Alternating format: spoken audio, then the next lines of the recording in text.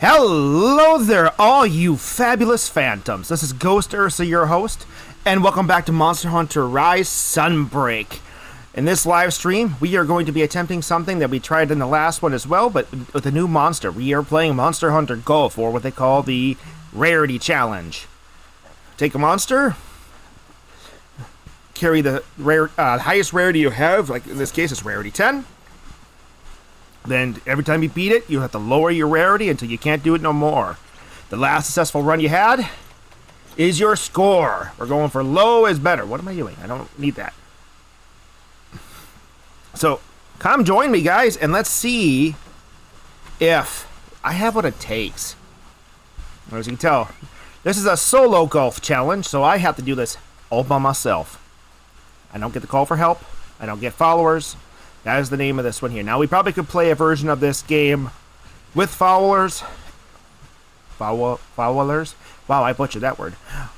Followers. And we probably could do a multiplayer version of this as well. I would love to do one with Nork, or maybe even have an open one where we do like a golf opening. And everybody competes at the same time. That could be fun. But today, it is solo. And we're going to try to see if we can knock out the Teostra. I got that. How much did I get on my Doge? We're on our way. I know, this is the boring part, but we're going to get to the fight soon. The only Rarity 10 water weapon I have is this Royal Ludroth Greatsword. Woo, woo, woo! Alright, there we go. Good news about having Rarity 10 be my highest score is that I get to attempt this thing and have it be a little easier so I can get my reflexes back. Because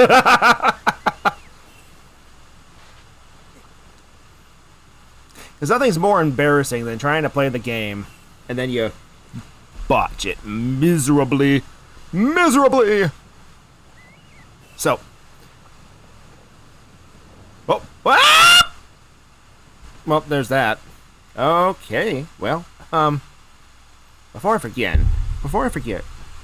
let me do one last check here, because I think my noise gate is playing weird. There we go. I like that. Sorry about that, guys. I needed to check something with my microphone. It was reporting a little bit higher noise than it normally does, so probably means I'm going to have some issues with the whispers, but I'll make it work. But doesn't seem like it's having any problems now. I'll just make sure I don't whisper very much. Oh, he's not that way. Where did he go? Oh, he is out. No, he is that way. He went outside. I'm starting to suspect he doesn't like me. Okay, I might take a demon drug. Glug, glug, chug, a lug. And one of these two.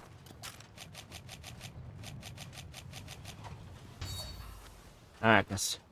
I have a specific set I'm allowed to bring, and I can do that with every single run. You can have whatever weapons you want to, or whatever weapon you want, whatever items you want. But in order to make sure this is fair, I made sure that the item set's going to be the same for every attempt. I want this. All right. Last time we did the Kushala Daora. Today, it's a lion, El Leon. Oh, woo! Get them reflexes going. Let's go. Ah! Woo! Nope. I think I forgot to turn the chat on again. Whoops! Yoga! Hey, Candy! Hey, Catboy, good to see ya! As soon as this monster's out of the way, I'll have to... Woo! Oh, I had this set on. Shoot, I gotta change my skills. Alright. Why did I always forget to do that with this armor? Ah! Yes, whoa! If you guys have attempted Monster Hunter Golf before, let me know what your scores were. Right now, I'm going to try to do it with every Elder Dragon from the base game of Rise. Maybe after that, we'll do Sunbreak's monsters. But I figure with this version of Golf, let's just start with... Oh, my face. Start with the Elders we got here. That and get work those kinks out.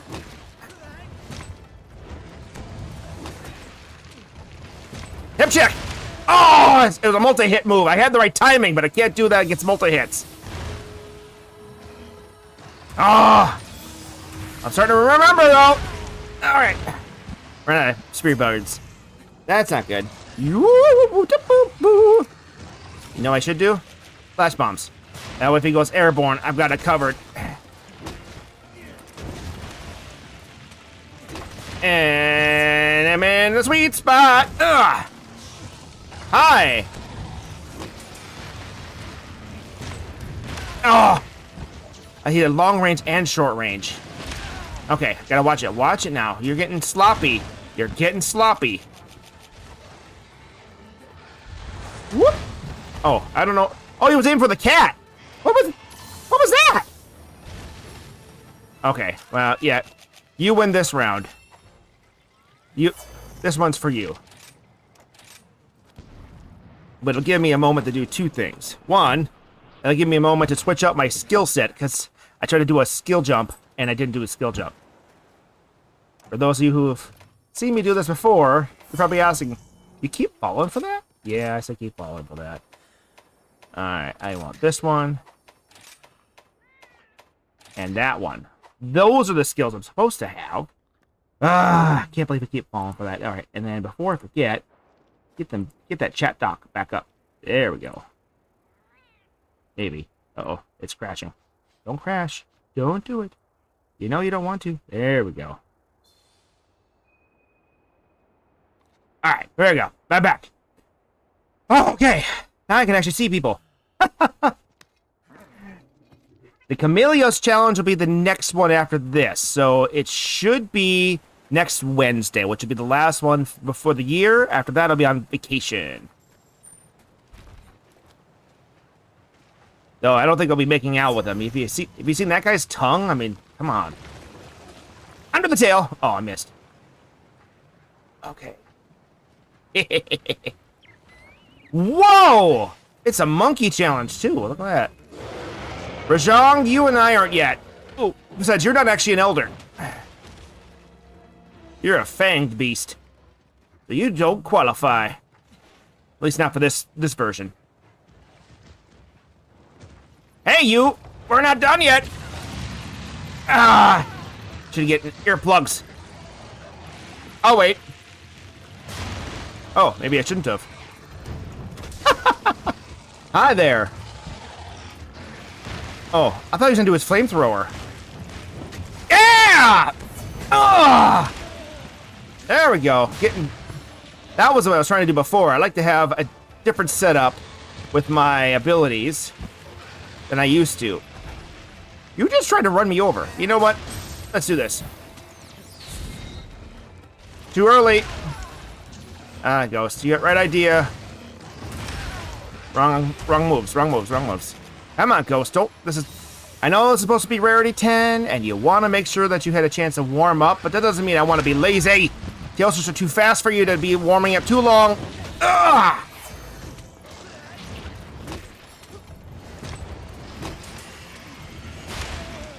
Oh, I thought I was able to hip check through that. Woo, woo, woo, woo, woo, woo. I'll get that in a minute. Thank you for the health bats. Nope. Okay. Where's the health bats? Oh, they're over there. There they are. Thank you. Alright. Time. And... watch it. Let's get out of there. Whoopoo! Worth it. Now go. I'm on. And it definitely made him a lot more aggressive than in older games. I mean, he's always been a fast-paced beastie. He always has been. Hey, is that a way out? Huh. I wonder what that's for. He's always been fast. That's his shtick.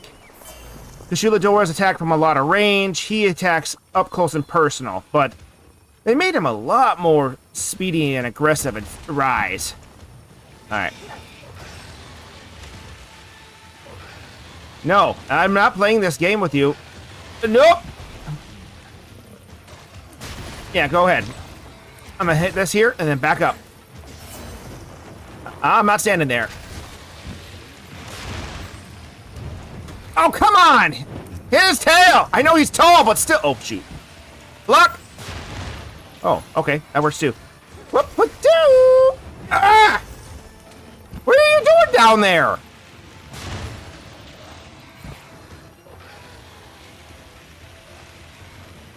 What are you doing? Is there anyone even down there?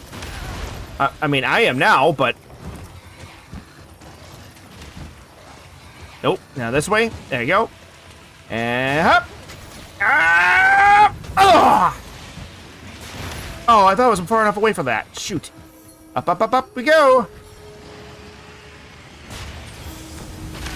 Oh. Well, he has a different follow-up now with that. Oh, interesting. I was expecting him to roar after he did that big hit. I don't like this. Woo!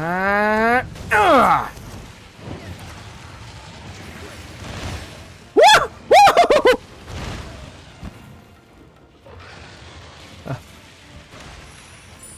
I don't know where I'm going! Oh, what did I get hit by? Was it his butt or his face? I like to use the greatsword is probably my #1 favorite. Oh, shoot. Though I do dabble quite a bit in the Gunlance and the switch axe as probably the other two weapons I've used quite a bit. And I have been enjoying the sword and shield a lot lately. I did a challenge run a little while back with not a Devil, I'm sorry, a Rajong, where I had to beat him with every weapon. So I got to play with a lot of them. And though I probably like 80% of my content is probably the greatsword, I have been enjoying the sword and shield quite a bit lately. And then the dual swords are pretty fun too. Oh, I thought I knocked him over. Shoot. Whoop. Come on. All right, I need this. Up. And... Oh, I missed a tail! I'm over here. Ugh! Knock it off! Oh, then he ran after he ran me over. Ooh, hunting horns. Yeah, switching it up so you don't get bored is definitely key. This game's got a lot of ways that it tries to keep things fresh, all those the lovely emerging gameplays I mentioned previously. A lot of that stuff involves in the combination of the weapons and how they can be handled in almost any situation, and then the monsters themselves and their intelligence. A lot of these monsters are very, very smart.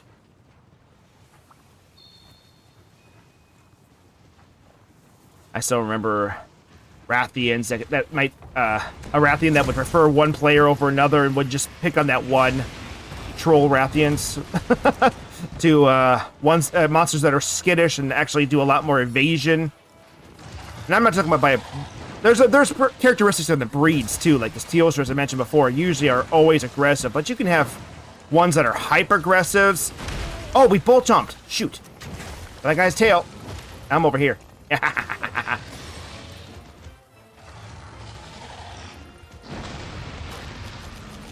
I'll let him get that out of his system. Whoop! I'm glad to see somebody else that likes Monster Hunter, though. I gotta watch out those aerial attacks. Stick with the one hit, not the charge second follow-up. Crack something, though. That's good. No, you don't. Ugh. Get out of there. There we go, yep. Rawr. Oh, he did not do the other attack. Oh, I'm surprised. Alright, is he leaving? Or is he just attacking somebody else? Let's go. Oh, he's going for Elmadron. Go! It's go time! Woohoo! Uh-oh. That was a swing and a miss. Don't mind me. Here we go! Now, I got a perfect with the monster riding these guys is that they're very slow. So it's only you gotta make sure you do only certain attacks when you're doing Elder Dragon bashings. Oh, I lit him on fire. How does that work?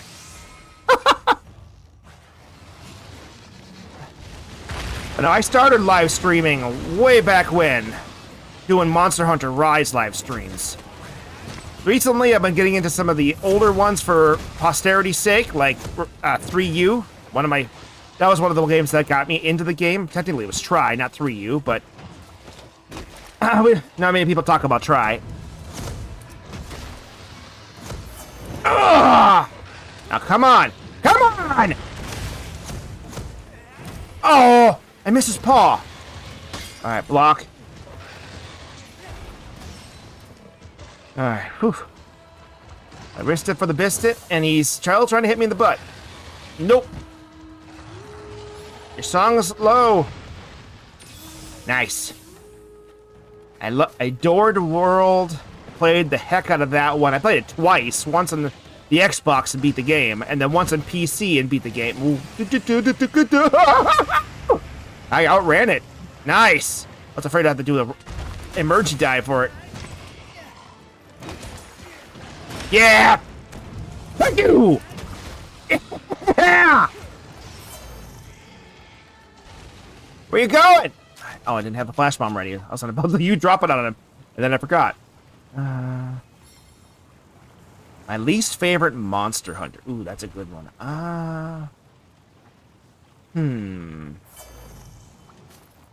I would have to say, out of all the ones I've done, content or gameplay-wise, my least favorite actually would have been Generations Ultimate, which is strange because I do like Generations Ultimate. When I say least favorite, it's not like it's a terrible game. It's just not, out of all the ones, it wasn't one I liked at all. And a lot of it was flavor text and small tweaks. I like the weapon system they put into the game, so you can actually, which pretty much the precursor to the switch skills from Rise, which is a beautiful thing. I wish they had used that in World, where you could do changing of your fighting styles. But a lot of things in Generations Ultimate I ended up not liking was things that do with the world itself. The reason why you were a hunter felt very kind of selfish almost. In every game before then, you're usually doing things for a purpose. In 4 Ultimate, you were a traveling hunter representing the guild and towns that didn't have one, and trying to solve a mystery at the same time that could be dangerous for the people at large. In 3, you were hired to be a replacement hunter for their aging village chief, and trying to solve why they were having earthquakes. So you're trying to keep the town from sinking into the sea. 4, I said Freedom Unite. Again, you were trying to replace a veteran hunter. The first 3 generations had a lot of those replacing veteran hunter feels to them. Though that one there also had a grudge match against a T-Rex that knocked you on your booty. But Generations Ultimate had it where... Oh, right idea, wrong timing. Generations Ultimate had it. Yeah, you were supposed to be a hunter for a research university to keep them safe while they were investigating dinosaur bones. But the side story was you were pretty much trying to promote capitalism in 4 different towns. And the whole point was everything you're doing isn't for conservation, it's to make this town more money. And I hated it. Maybe as I'm getting older, I just don't like the whole let's work for the man kind of feeling they have in a lot of games anymore. I'm already working for the man in real life. I don't need to do it in my games. Oh, shoot. Oh, he missed me.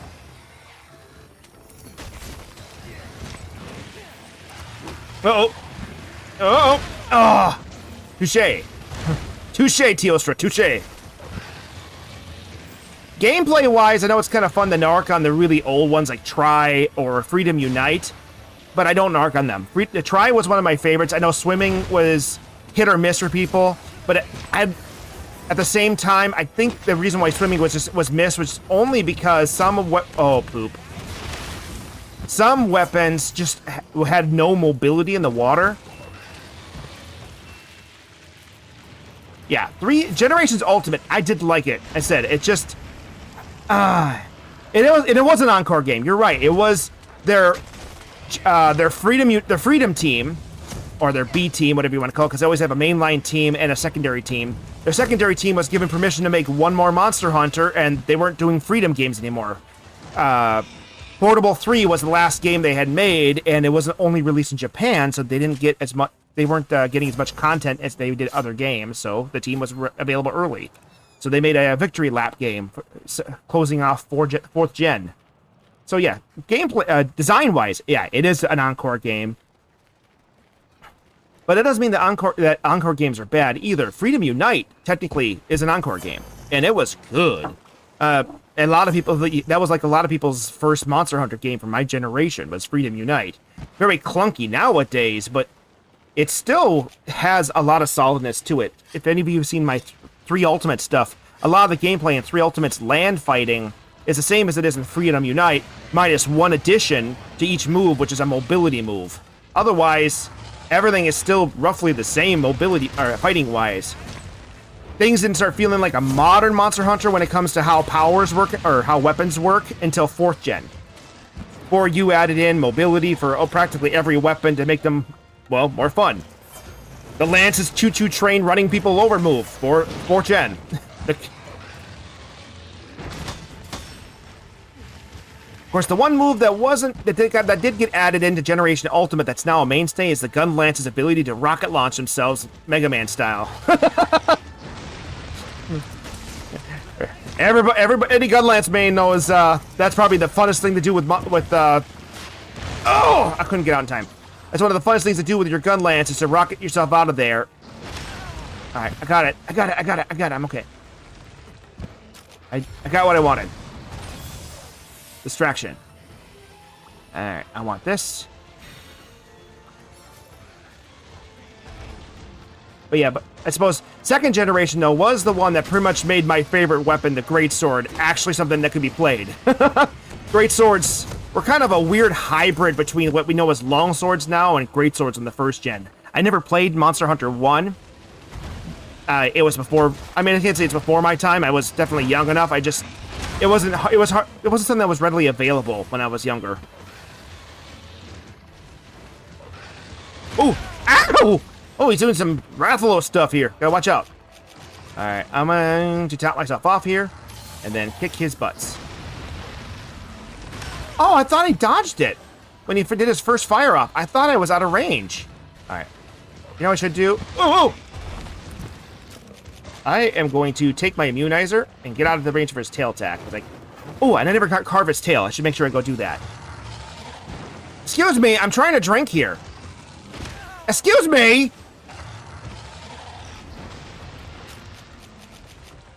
Alright, I'm gonna use a max potion after this. Yeah, you go ahead. I'll be over here, just kind of basking. Woohoo!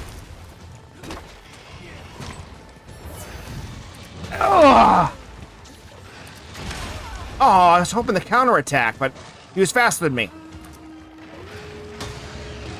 Thanks, Kitty.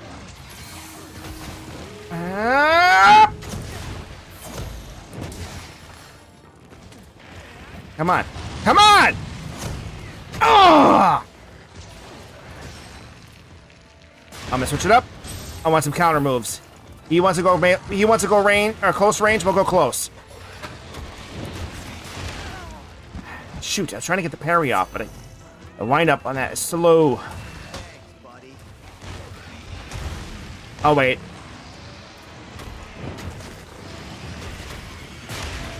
Oh, come on.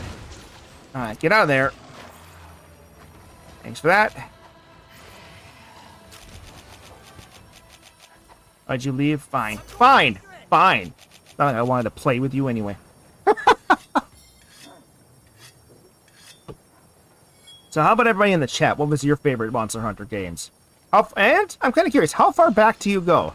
As a Try was my first game, but since the 3DS, or the DS at the time, didn't have Monster Hunter, I had picked up a PSP just to have Monster Hunter in the go after it was done with Try, so I ended up playing Freedom Unite quite a bit.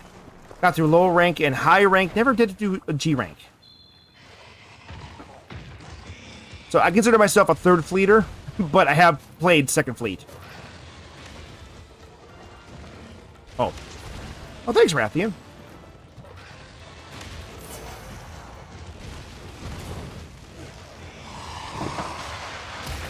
Oh! So yeah, I'm kind of curious. What fleet are you guys from? We're old, huh? Nothing wrong with that. Oh, you got to try Frontier. I always wanted to try that one, but I never got the opportunity to.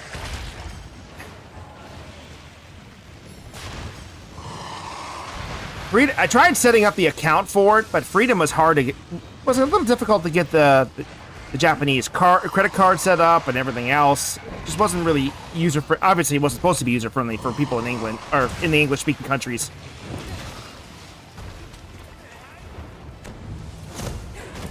For You is good. World is a great entry point. There is nothing wrong with that. Uh-oh. Oh, shoot. Oh! Oh! I timed it right!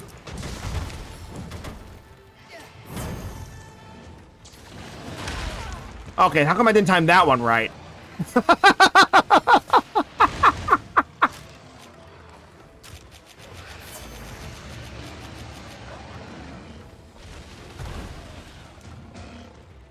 It's interesting to say, because Tri and 3U are practically the same game. The only difference was the console was on, and the fact that 3U had Master Rank. Though there was a few small differences. I have to say that. I know one thing that was different, that seemed to be contentious at the time, that some people really kind of miss after the fact, is the customizable bowgun parts. I kind of kept it a little bit in every other game since, but not really.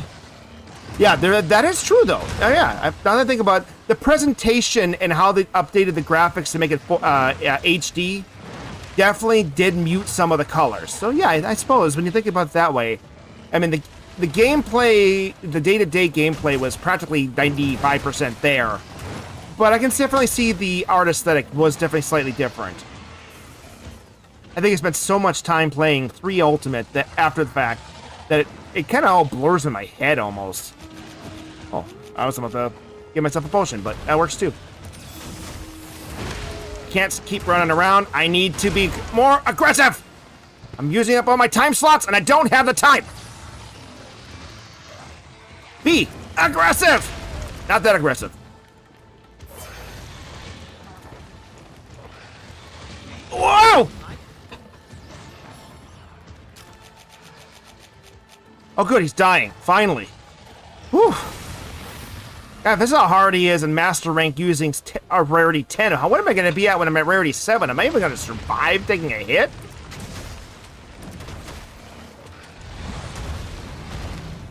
Come on, you. Yep.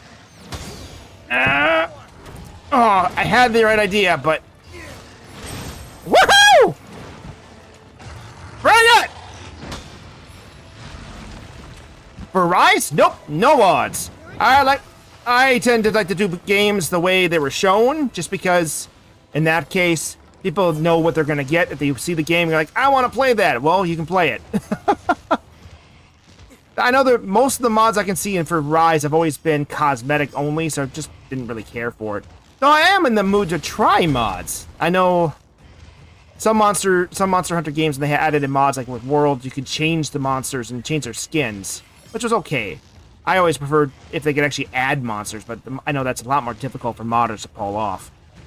Adding in lost monsters that were just never available in the first place would be a lot of fun.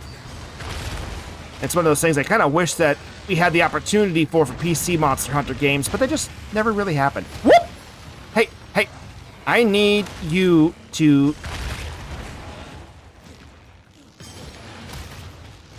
Wait, what am I doing? I don't need to do this. I just need to run you over. Because I want you to help me. Ah! Where is it? Where is it? Where is it? Get over here! Yeah. I think another reason I don't like to do mods is actually more also because that way I can actually play with anybody. Randos, friends, the whole shebang. If you do mods, you gotta make sure people have the same mod. Ooh. Hi. Now, where did I put the tail? I don't remember. Thanks, T-Rex. Ah! No, no, thank you. You can get out now, please.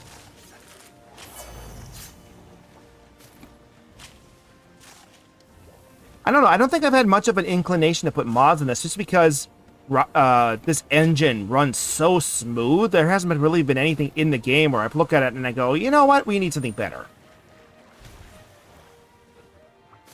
Like, I mean, older Monster Hunter games, I can definitely see myself putting in a few mods. Definitely. Add some new monsters, maybe streamline a few things. Oh, that's good to know. Most games usually have some form of desynchronization with mods, so you don't really want to play with them online, because if the randos don't have it, it causes its own problems. Now, where did I park that damn thing? I don't remember. Oh, well. It's unimportant. I'll get more opportunities. I suppose if a lot of the mods are client-side only, then nothing gets over the internet enough for anybody to be affected by it. Like, I know, for example, there's all those cosmetic mods that change different armor sets. Those are obviously going to be something you can play with other people, no problem, because it's just, they see something else. They see whatever layered armor they think you're wearing, while you're wearing something else. You look like Inuyasha. You look like the main character from Death Note. What's his name? Not Light. Yeah, Light. I haven't seen that one, but you can do that kind of stuff. You can actually have different skins. I know one of my YouTuber colleagues is Mahukat. He does that all the time. He does different skins for his armors and stuff. Okay, we did 10. Now it's time for 9. Kind of tempted to do the Melzeno set. I could do the Basil Geese set. Ooh, actually, Basil Geese might not be it. Oh no, that's more for Lance. I mean, I can change my weapon, I suppose. There's nothing saying I can't. As long as it matches, so as long as it's all rare 9. Do I have a rare 9? Don't know.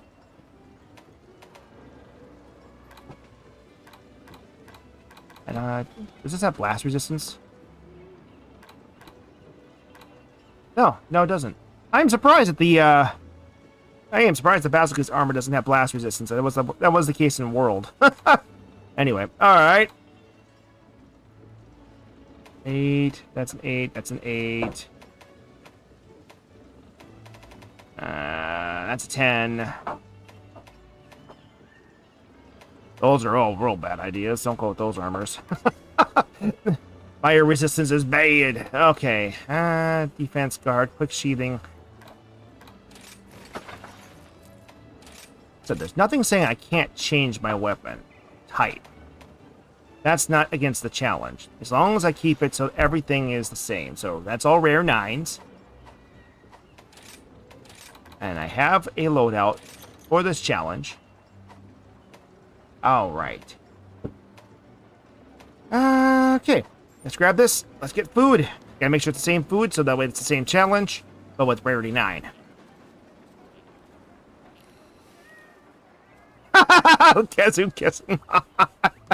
Well, that's easy for me. I hate the Kezu, so I don't have to worry about that. I was a Giganox fan more than a Kezu fan. Capcom, where's my Giganox?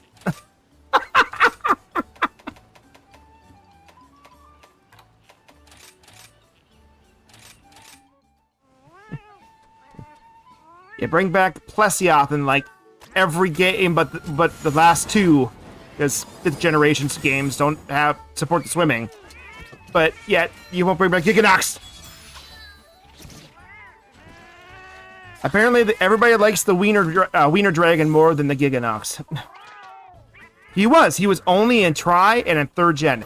And since Tri got dark, it actually was not afraid to get dark. Not dark content, like actual shadows, dark caves. You actually needed your torch. The Giganox's playstyle was interesting for that, because you actually he was light sensitive and he would chase the light, so you could actually wield it. So you'd be in the dark cave and barely can see, like Dark Souls style, holding the torch, going, "What's going on?" Else you see the dripping of the drool above your head. You're like, "Ah, oh, crap! Giganox is here!" And then, sort of the first time I saw him glowing in the dark on the ceiling, barely visible in the light, and I freaked me out as a young man.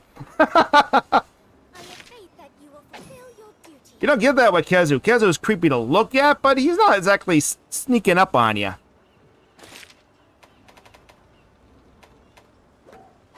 Alright. To the Star 5. The Emperor of Flames. Alright, Phantoms. I'm fed.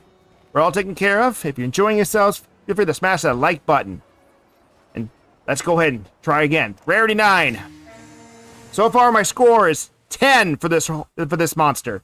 And it was 8 for the last one. Yeah, the Kezu is one of those ones that definitely is not one of my favorites. He roars a lot. You need earplugs to make it work. He's pretty predictable, though they've been trying really hard to make him unpredictable. Really, really hard to make him unpredictable. So I can't fault him for that. But a lot of his moves are stationary in design, so he's just not as fun to fight, especially since the lower his health goes, the more he roars, which really slows the fight down and changes the pacing. And especially since he's always a low-rank monster to start with, you always are stuck fighting him for most of the game without earplugs. So you're just not able to get a good impression for this monster. Now, I can understand why he has his favorites, though. I mean, he has a very unique aesthetic. His fighting style, though, is annoying. It is also, again, unique, which can be a blessing for some players who just get tired of the same old Wyverian fighting style that you see with Rathians, Rathaloses, and the ilk. I know Frontier was notorious for having way too many Rathalos clones.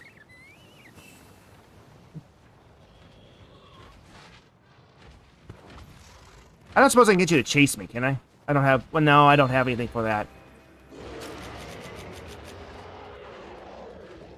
Later! I don't think he's gonna chase me down here. I'm so unthreatened by you, I'm gonna drink my alcohol. There you are. Hi! Fuck! Okay. So... Ah! Did I change my weapon style, my fighting style for this? Okay, looks like I did. I got the setup right. I was afraid to do my rocket punch. Okay. Don't die on this just yet, okay? I know we're changing up your weapon styles go, so it's gonna take you a minute to get back into the swing of things, but not that much. Alright. You're a Gunlance. Your weapon should always be out. Alright. Hi!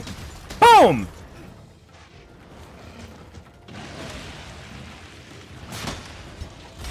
Reloading.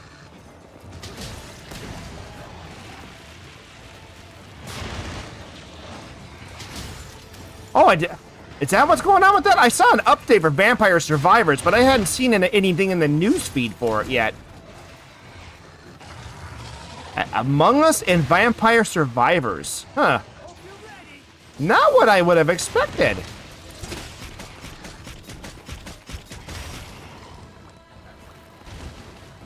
Wait, we just got started. Where are you going? Fine. The adventure update? I know they had more updates planned ever since they finished their remaster of the game to make it with a new engine. But I didn't realize it was going to have an Among Us DLC and an adventure mode. What's in the adventure update, if you don't mind telling me? I'll look it up afterwards if you don't have it in front of you, but I don't want to get too distracted by trying to multitask too much.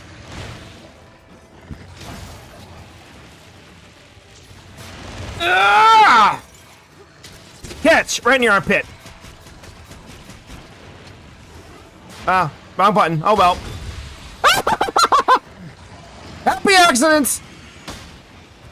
You wanna try me again? I didn't feel that. Alright, I might have to switch over to blue here in a minute. Yep, I'll switch into blue. Oh, I forgot, you don't have super armor when you do the jump.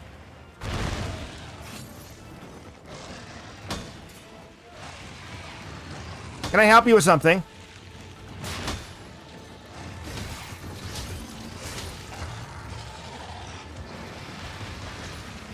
Oh, come on! Why are you so slow? Uh-oh. Woo! Can't complain about that. Hup. Well, I landed it, but not enough to help.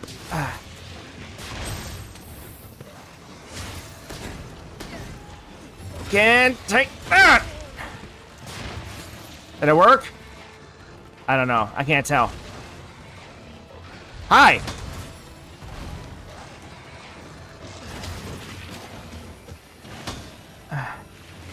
Just hold! Hold! Alright. I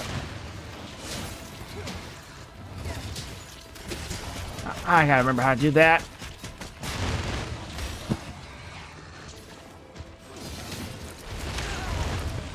Oh, I will have to do that then. What? I tried live streaming Vampire Survivor once to see if anybody was kind of curious when the game first came out, but I think my player base is too small. You don't have a lot of viewership. It's kind of hard to have games like Vampire Hunter Survivors to be playable. Ooh. Ah! Can I pull my weapon back out, please? Thank you.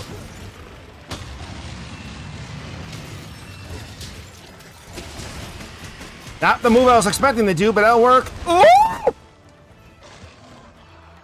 I'll take that, thank you.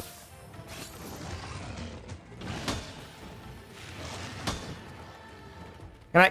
Thank you. I'll reload then.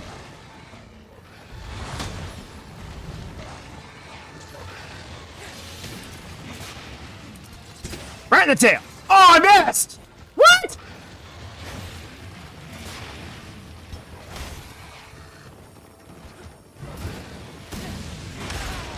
Okay, apparently that counts. Fine!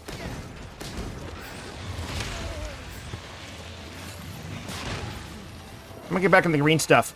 Come on, you!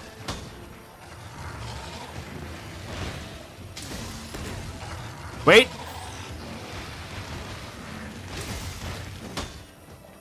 Didn't feel it. Woo! Okay. Ooh. I heard there was a new Godzilla movie. Yeah, movie prices are expensive. You have to let me know how that is next time we meet up, because I grew up on the old school, or not the old school Godzilla, because there's multiple old school Godzillas. You can't just say, I was used to the old school ways. No, you can't say that, old man. There's like 4 different old school Godzillas now. But I grew up in the kind of the quirky, kid-friendly generation of Godzillas. Remember hanging out with my parents' old friend and their kids. And they used to watch those. Oh, I can't even remember the name of them anymore. There was one where all I remember is that they had a couple kids with them, and there was humans doing experimental testing, and yeah, I don't remember all the details. I'm gonna have to go reach out to my mom's old friends and see what movie that was back in the day, because I don't even know which Godzilla it was that they used to watch for us.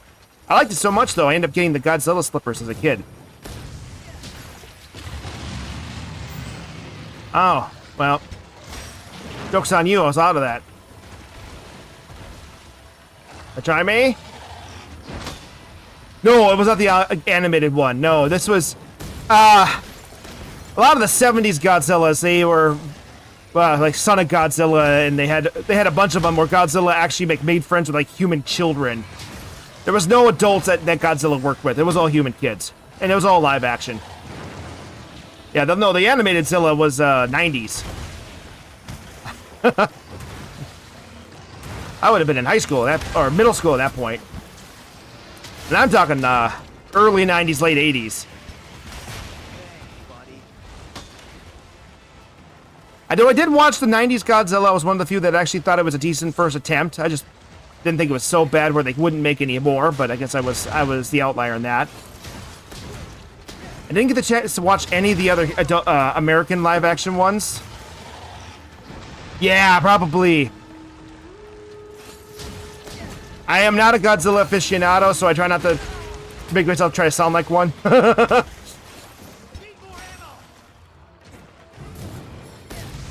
Oh, come! Alright, I gotta stop doing moves like that and wait for him to come to me. Switch it up.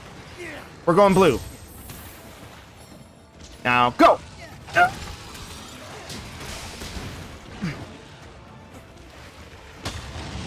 Reload! Put it away.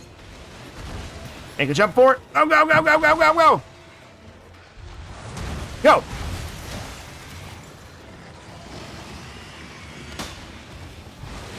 You tried! Want to try again? No? Go up! Alley!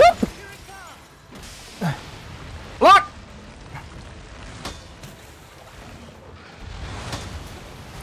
Oh, these hits are too big for me to counter.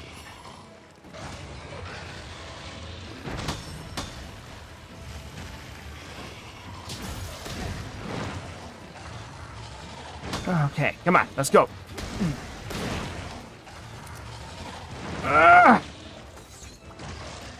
Drink, drink, drink, drink, drink, drink, drink, drink, drink, drink, drink, drink, drink, drink, drink. Go, go, go! Yeah, I didn't get to watch the Destroya stuff. Yeah, I remember Shin because the Shin stuff is all new. A little too on the nose myself, but then I didn't get to see the Shin one. I only got to listen to the discourse around it. I also want to see the American versions of the Godzilla movie as well. I like to see how Grizzly Bear Godzilla works. Nope, there was no Gamera. Well, Gamera might have been in it, but it was not a Gamera movie. It was a Godzilla movie. Because they said on the bridge of Godzilla's face to help cross the ocean because they were on like islands in the Pacific.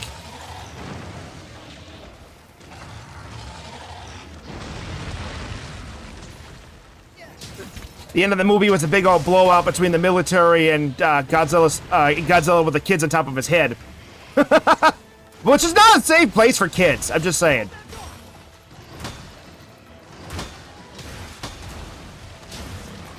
I'm gonna poke you until you... I know, I do too. I'm gonna have to... Can I block it? I'm gonna have to ask and then maybe post it in the comments here. Because I know I still have contact with that family friend that watched it, that owned that movie when I was a younger kid. They would be in their 60s now, so they're still around. They're still kicking. It wasn't. I'm not saying it was a good Godzilla, but they had a couple of them that were supposed to be kids friendly, so they could watch it with their kids, because they were Godzilla fanatics. Boop. I couldn't get my block up in time. I am too busy talking about Godzilla and not enough talk facing the monster. Block, and I will carry your butt. There it goes! I got that slice. Switch it up.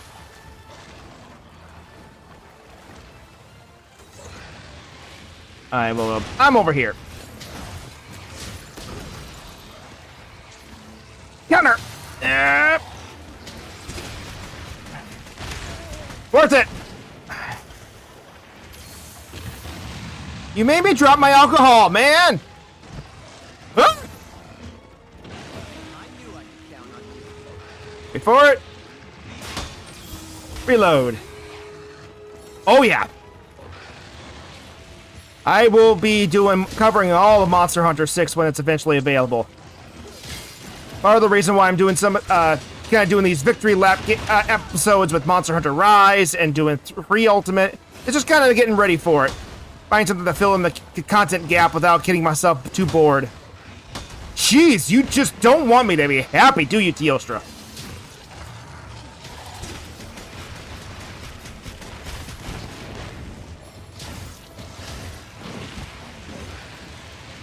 I'll wait. Coming at you! Oh, my face. Depends on what it'll be on. I don't own a PlayStation myself. I'm hoping it'll be... Did he just leave? You left your explosions! Dude! Dude!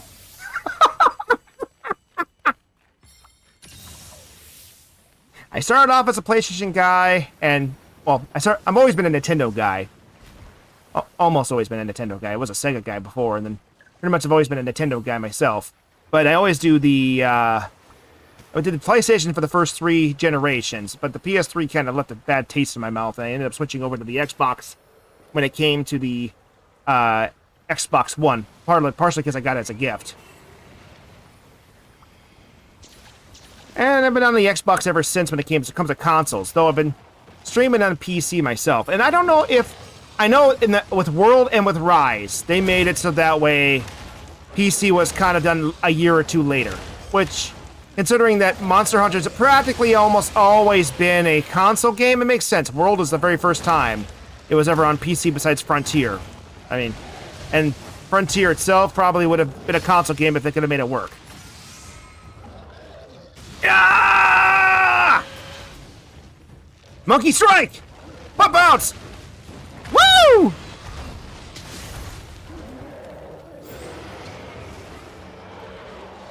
Don't make me miss. Okay, good.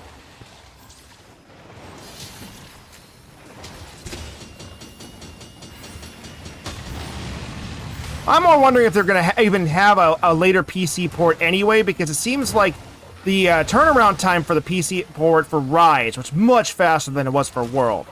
It's like Capcom is learning that they have a decent PC release.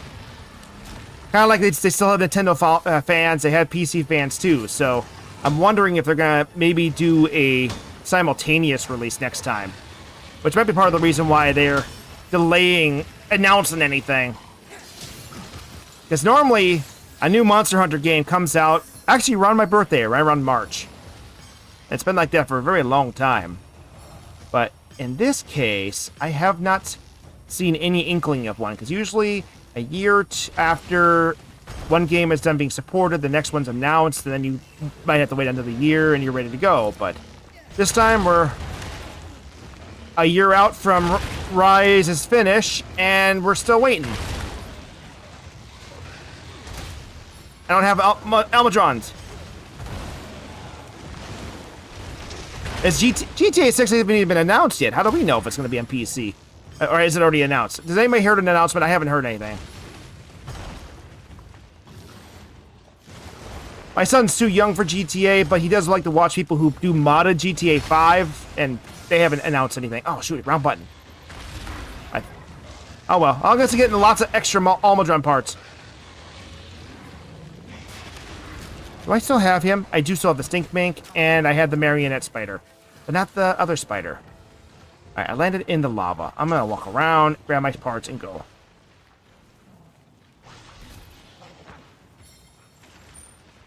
Yeah, you both can leave now. Thank you. Whew, okay. Oh, it was dropped earlier, huh? Was it dropped today, then?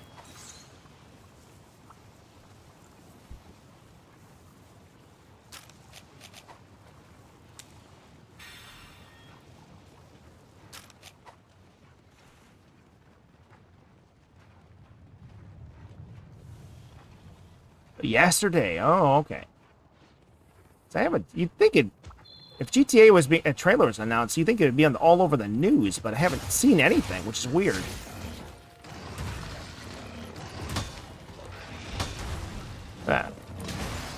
Can you just... Forget how slow it is to kill.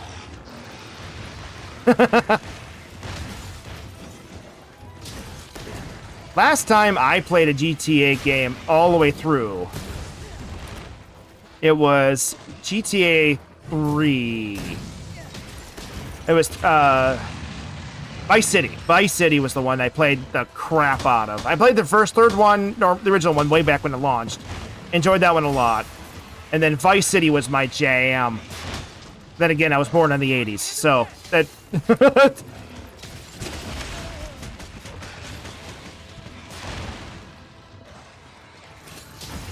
Didn't really get a chance to play the 5th one, and I know a lot of the discourse around it kind of turned me off from it. Plus, it was one of those things where... Just by the time I was actually able to get a copy of the game to play, there's nobody else to play. Nobody else was really doing anything about it. I don't know. Yeah, I know gameplay-wise, 5 is probably still the best rendition they've had yet. All the additions and everything else, and what modders have been able to do with the game has been just crazy. My son likes to watch, what's it, Ray Still Plays, and he does a lot of racing mods and survival mods, showing off crazy things his modders have pulled off, and he has to try to survive.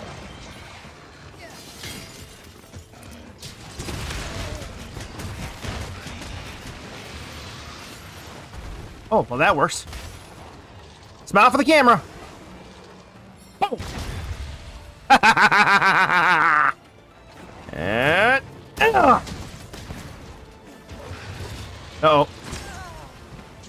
I deserve that. Woo!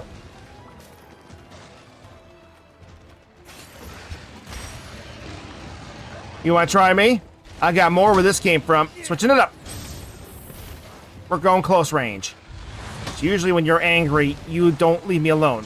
Hey, I got his tail!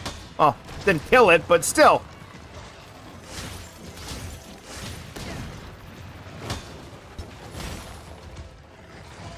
I hit the wrong button again. You know what? I'll just back out. Coming up! Going down! Ugh! There can't be much of you left.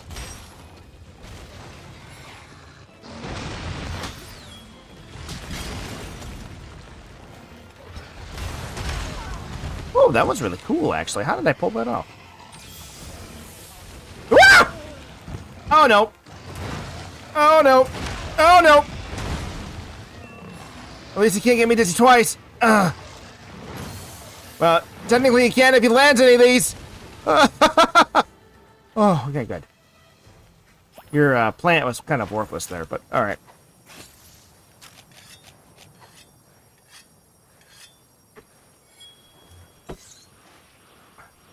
Sadly for me, this is not my day job, so I don't have the opportunity to play this all day and steep myself in video game news anymore. Used to it during college, way back when, high school, obviously, but haven't really been able to do it probably in the last 5 years, I'd say. I haven't really been able to read as much about gaming news as I used to. My job got too intense for it. Oh, well, I had the right idea, but I should have done the other move. It was faster. Wait for it. My turn.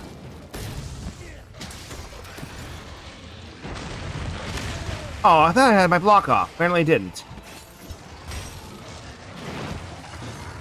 Can you block, please?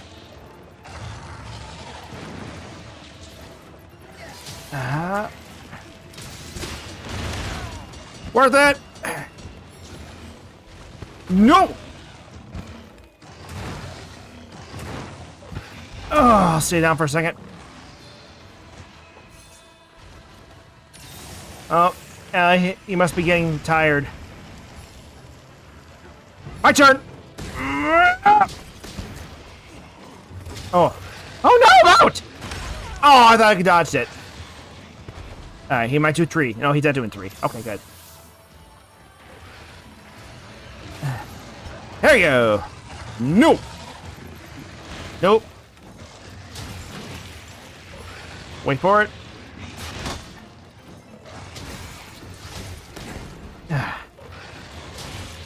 Block.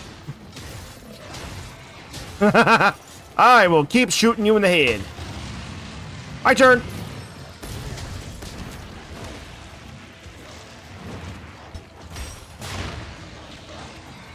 Hold still for a minute.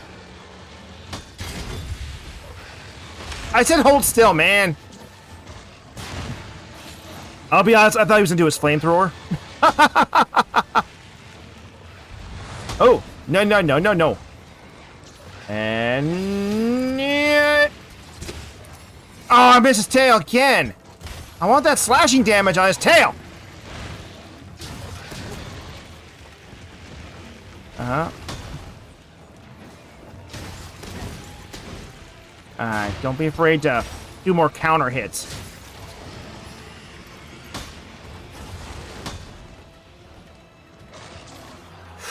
How about in your face? No. Ah! Uh-oh.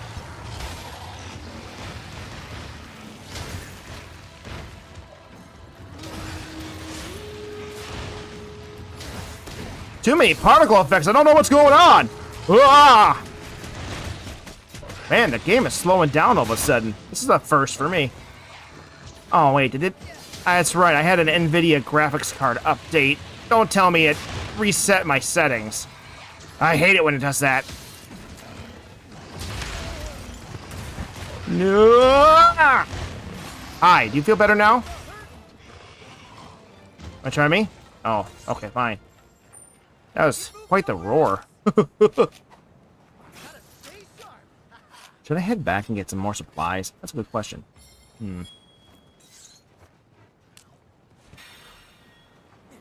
I attempted to change weapons too, but I saw the marionette spider. I should use that.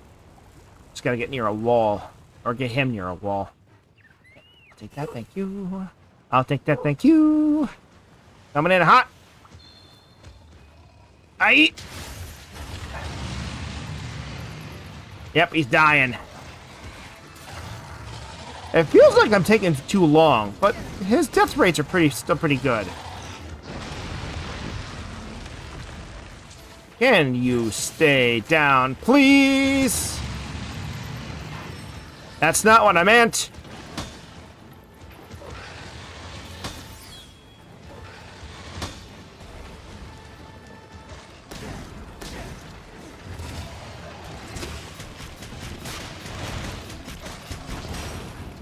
Oh, kind of worked.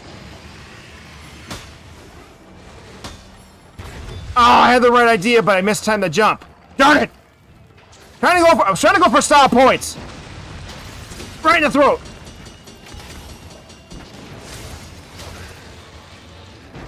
Wait for it. Nope. Oh, okay. Don't push me off, man. That's not cool.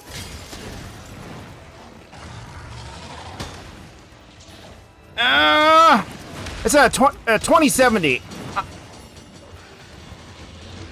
An RTX 2070, so not the greatest. I have another computer I could play the game and do a dual setup on this thing, but sadly, it's not nearby.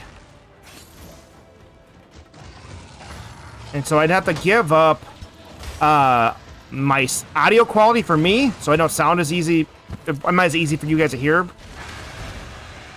in order to use that other computer. All right, yeah. Try to kill each other, please. Thank you. Are we gonna get another animal finish? That'd be kind of funny. Oh, I should have gone for the Tigger. Tigger finish would have been funny. I got him with the other animal finish. Sweet! Woo!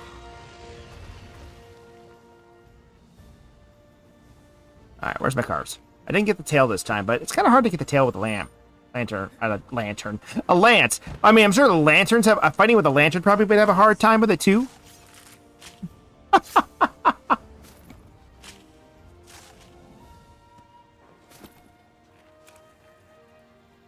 still. Come on, can you help me get the carbs, please? I would like to get the carbs. Gotta get carbs. Alright, got it. Sweet. Alright, score is now 9. I'm going for 8.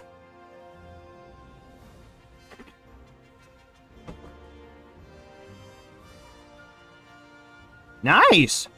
Yeah, the 1080 is probably the best you can get of the older style GTX cards.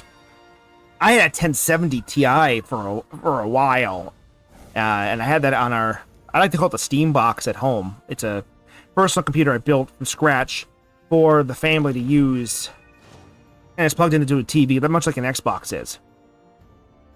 I had that up until more recently, and then I just got a Radeon's version of the RTX, and I can't remember what the name of it is. It's like a 6700 or something like that, maybe 6760 or 6660, something like that. It's not the newest one. It was released last year. It was their competition to the 3070. So, and it's been doing pretty good for everything we've been wanting, and I've attempted to use it for stream quality and play off of that, but as I said before, the location isn't ideal. So until I can figure out how to use it in the house, I haven't really been trying. All right, we need to do not that one. Maybe Gogmaz. Maybe Garangolm, maybe. I need to make it a yellow. These are too low in armor. I mean, I could use them, but I don't recommend it. This guy hits too hard for me to want to use it. If I'm going to go hard, I might as well go right to 7. So maybe we'll go right to you. Now, I could do a poison set. Or I can go with another greatsword again. Though my greatsword options... Oh, I have a water sword. Oh, good. I have a rarity 8 water sword. That'll be great. Hey, it goes with my colors, too. Yeah, you won't go wrong with a 1080 Ti. That thing's going to last you a good horn. Hunting horn? I don't know. Should I try a duder? Do I even have a good dute? Let's find out. No, I don't have a good... Well, I have a rarity 9 dute and a rarity 5 dute. So I should have done the dute for the for the last round. I'll have to remember that for the next challenge for against Chameleos. Quote me on it right here, Internet. When we do the Chameleos challenge next week, my rarity 9 fight's gonna be with the Dute. I don't have a rarity 8 hunting horn, so I can't use it. Alright, I am all 8, right? Okay, good. I am all 8. Good.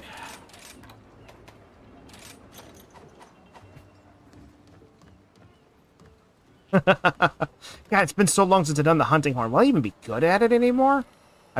Played it maybe once or twice, and I enjoyed it. But I did it with the Rajang challenge I did before, and I did it with the Malzeno challenge, and I did enjoy it. I was surprisingly decent at it, just not the greatest. Alright, it has to be the same food. You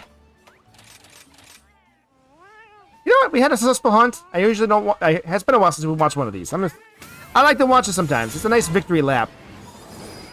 Then they put so much effort into it. Yeah, hunting horn in 5th generation period has been really nice, whether you're doing World or Rise.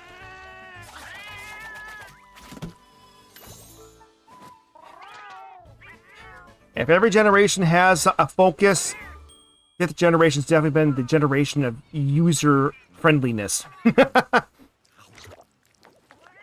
Make everything as intuitive as they've ever made it before. And it doesn't mean that hopefully the Gen 6 they don't make it even better. I hope they do. There's still some... They've polished so many kinks out of the Monster Hunter genre itself, but I still believe they can make it a little bit better. So the biggest changes they did add it in the 5th generation. Like, for example, I like that you can move around while drinking and eating now. That is a change that I adore.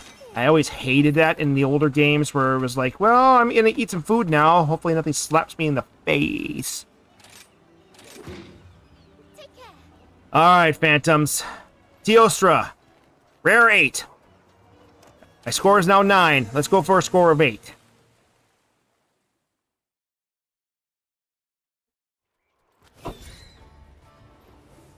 For those of you just getting in, this is the Rarity Challenge. We're trying to play Monster Hunter Gelf.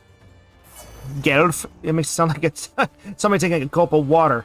But no, this challenge is you start with the highest rarity you can, and then every time you beat the monster, you keep lowering the rarity you have and lowering it until you fail. armor and weapons have to be tied, so you have to make sure the rarity is the same for both. You can't just do a rarity 7 sword, but rarity 10 armor. The stream will end probably when I fail, though I try to aim for about a 2-hour stream on Wednesday, so that way because people got things to do. But it tends to be the first 3 hunts usually take about, if this is anything like the Kushala Daora, the first 3 hunts are going to be roughly about 30 minutes. And then the last one is, oh, I was supposed to wire bug out. I was too busy laughing. And then the last one will probably murder my face. Hypothetically, I should be able to beat him with a rarity 7. Hypothetically. But I'm not quite positive on that. Because the rarity 7 is technically borderline master rank. Oh, what am I doing? I don't need this. I thought about going right to 9. Here's the problem, and this is the reason why I start at 10. Is that if by some weird happenstance I flub it, then I get a score of I max out the score because this is golf. And in golf, if you go way past your par, you start going into the bogeys, and it times out at a +6. And the last thing I want to do is do that +6 timeout and get a score of 16 on my hunt. Where is it? It's over there. A mega punishment if you fail on the highest rank or don't get a score at all. So I try to do a 10 or a 9 to get something on the board. So then that way I don't get that super mega penalty. Because I would like to be able to say when we're all done, here's the final score of my golf match for all the monsters from Rise. Right now my score is 8. I'm aiming for a score of 16 after we're done with this. Obviously lower is better, as I mentioned before. I did think about starting with 9 this time, just to make sure I had it ready to go. But it has been a couple of weeks since I played Monster Hunter, and I was afraid I might be too rusty. So I spent rare 10, pretty much shaking the rust off. Wait. Oh, good. I did switch that out. So, probably next time, though, with Chameleos, I'm going to go straight with the 9 and just start there. I'll just make sure that I do a little bit of hunting during the week to make sure I don't get any rust. Because last week, we did take a break, and I did play 20 Minutes of Dawn, which was great. It was a fun game. And I do plan on doing a follow-up with it. Oh, I'm trying to see if I can get ready for the hip check.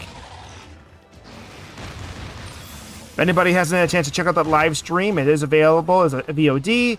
And if you want to go play it, I definitely recommend it. It's a fun game. So, reminds me of Vampire Survivors, just played less tongue-in-cheek. Nope. Yeah, I'm starting to learn your moves. You like to do that.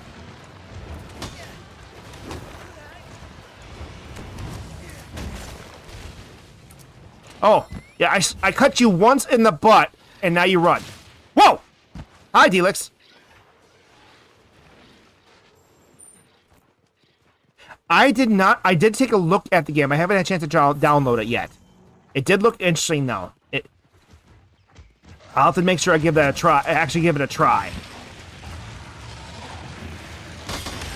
Ooh, there's something behind me, too. Watch out.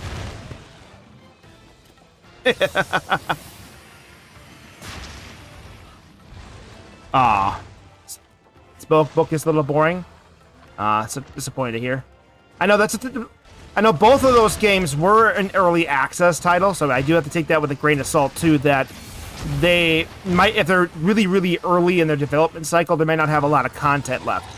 Or yet.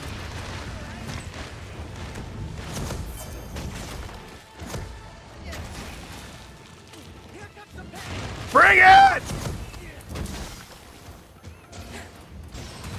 I'll take that vase, thank you.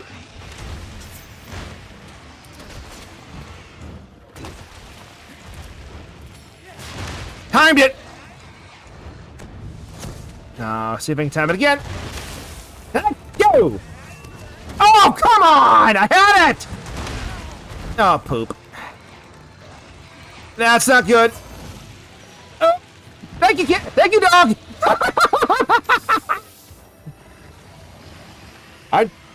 I don't think the kitty cat's happy with me.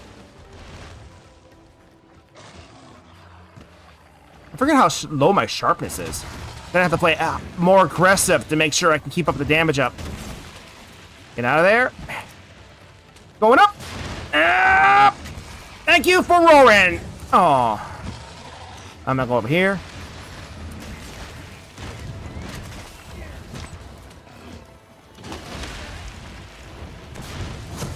Boom! Yes! Checking that rust off. There we go.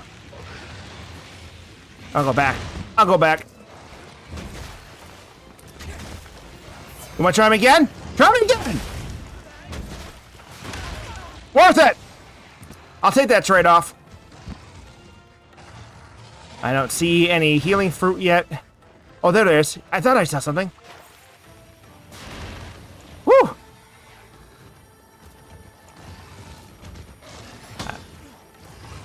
Oh! Wait for it, wait for it, wait. No! Boom!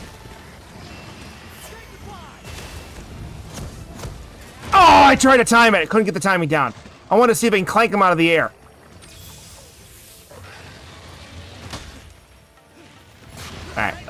Alright, he's getting too close. Let's go. Let's change up.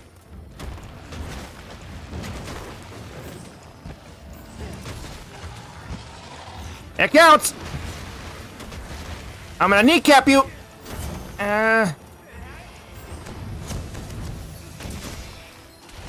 are you leaving? Oh man. Fine. You leave then. I'll come say hi to you later. Oh, he went down.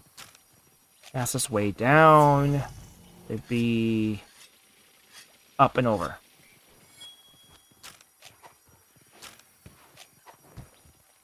Fastest way down's this way.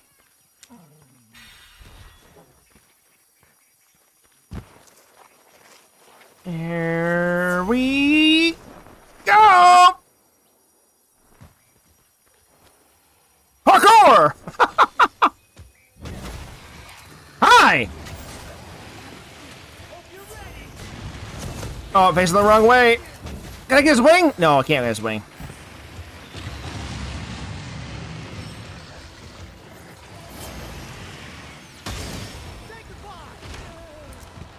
Right idea, Ghost. Wrong direction. Alright, I'm switching it up.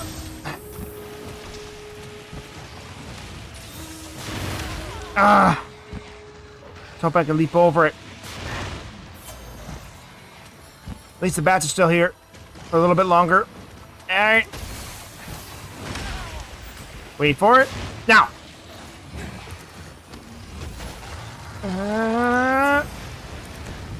Yeah.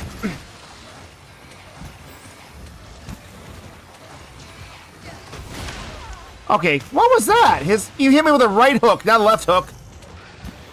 Alright, here comes Angry Kitty. This is what happens when you don't give your cats enough catnip. Alright.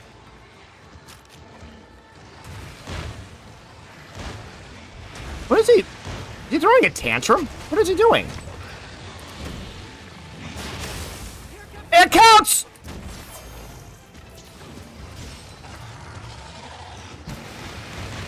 Whoa! That's quite the move. I'll wait. That's cool! Too bad it was accidental.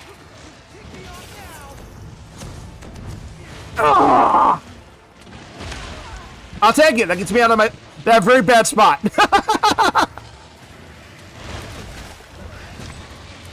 Oh. Woohoo!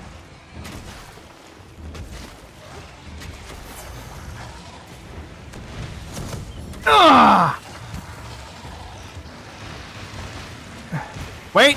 Oh, it's too aggressive. I'll stay back here.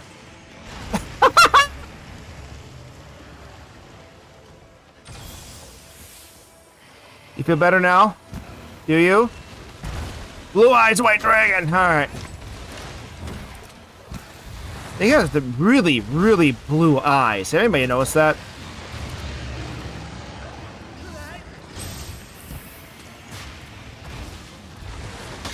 Wait for it. Oh. I was expecting him to punch me. I was waiting for it. I was waiting for it. And he didn't punch me. Oh.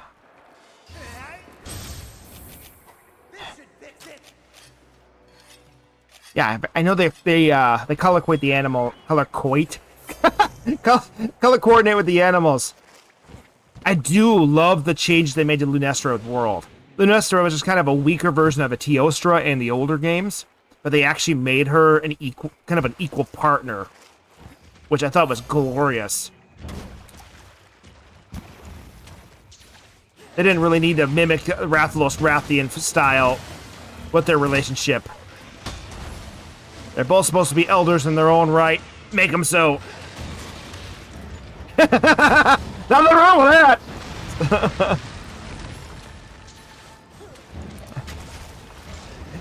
They kind of made them just like a real lions. Oh! Hey, Remoba, I can't see. Do you mind?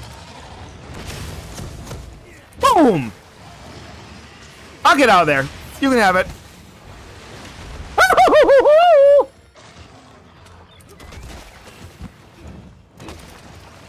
Where are you going?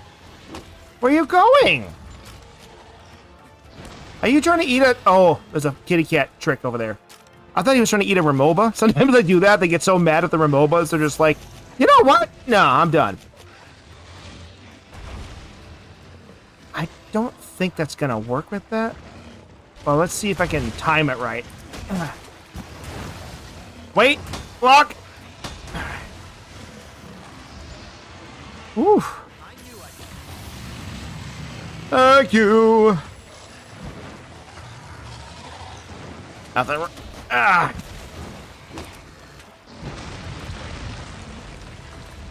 I'm gonna get that tail. He's like, no, you're not.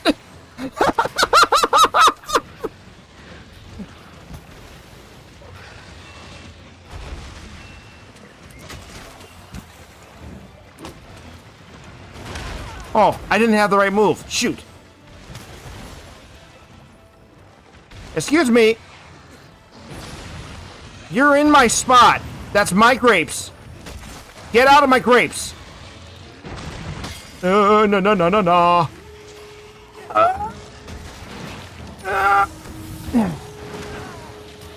Counter. Bring again.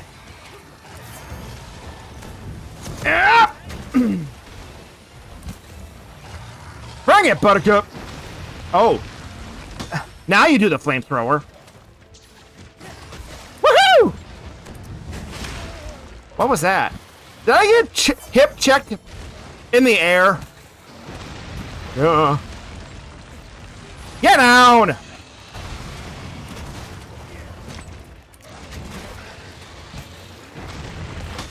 So what, you go blind and the first thing you do is your AoE, huh?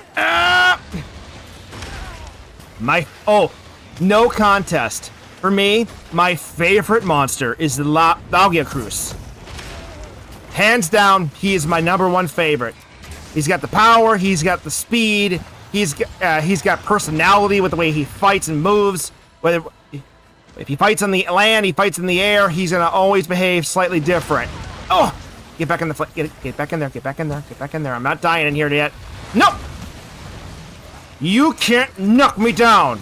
Okay, maybe you can.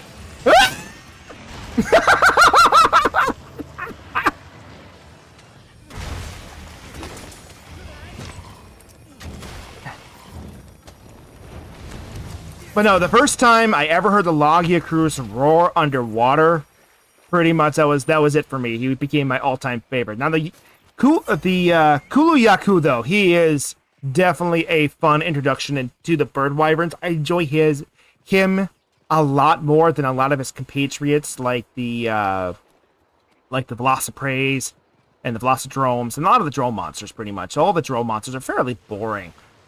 I think that I did enjoy the jockeys as the replacement, and I was always sad that they never really stuck around as much because the jockeys had a lot better synergy with their minions, so they made them a lot different because they actually had pack mentalities.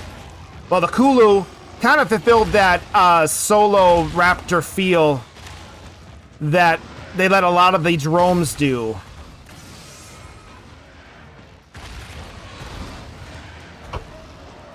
Then there's just not enough egg eaters. We need more egg eater monsters. Oh, that never gets boring. Except for when it's me getting hit with it. But it's not me! Yeah. You don't get enough monsters that just look like creatures. We tend to focus a lot on the fantastical monsters, which are popular, and a lot of them are fun. Teostra's a fantastical monster. Magnum Malo's a fantastical monster. But I do find myself favoring the ones that are flavored off of realism. Anjanath is a really cool kind of a baby Deviljo. He's not close enough. Ah, shoot. Nope. And Kulu fits that theme of... he just rules personality. Except for that one mission. There's one mission in world that I think everybody can agree sucks. And makes Kulu Hezu levels of annoying.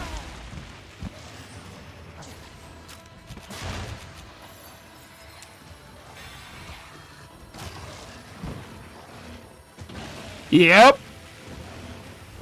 I think every single Monster Hunter player that also did like comedy sketches made a comedy sketch based off of that. That Final Fantasy XIV collaboration, which you don't know is not required because it keeps bugging you and it changes the screen, changes the cityscape, and it changes everything in the game until you do it. You can. I think you can though. You can fight the crystal version of him again. It's an actual mission. I need to sharpen. Here, sit still for a second so I can sharpen. If you did not have good enough power, though, he became unruly as the mission went on. Oh, shoot. Ha ha ha!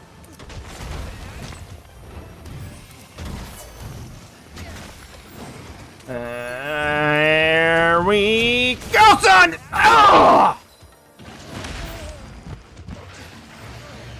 Did you just roar me out of a wire bug slide? Ow!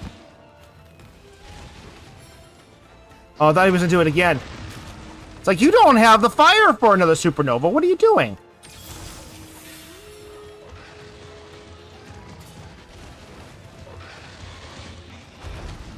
Conceptually speaking, I didn't mind the Final Fantasy XIV collaboration. The Behemoth fight was very interesting. But at the same time, I hated how it became a precursor for how they would change some of the old monsters that they brought back to World to make them different.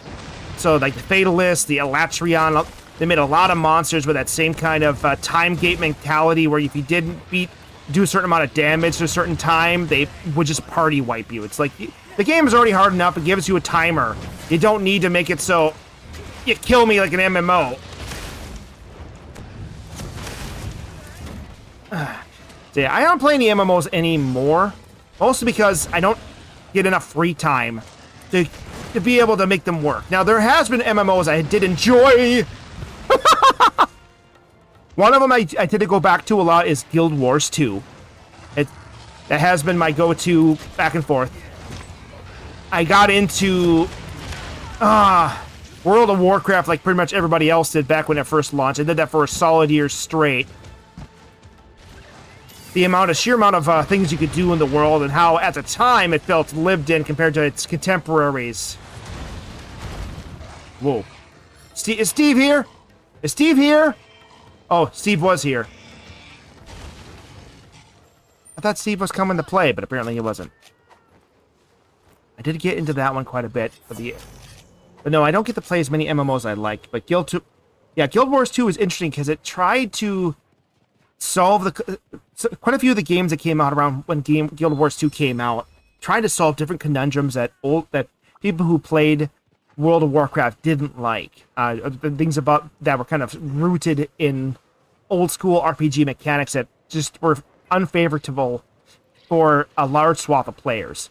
So I know Guild Wars tried to do a couple different things that I know Final Fantasy also did as well. Like one of them was trying to make it so that way dungeons were evolving story elements that could be replayed, not just because you were trying to poop. Oh, I almost got away from it. Shoot.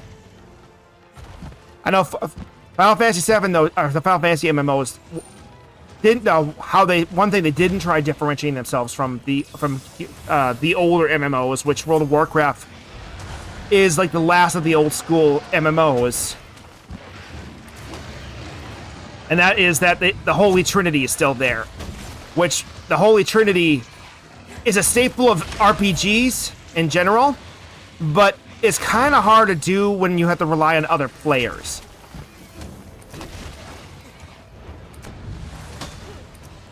So it's hard. So if you're constantly required all the time to fulfill the Holy Trinity, it can be hard to play by yourself when you only have a little bit of time. I gotta get out of there before I get murdered. Whoop!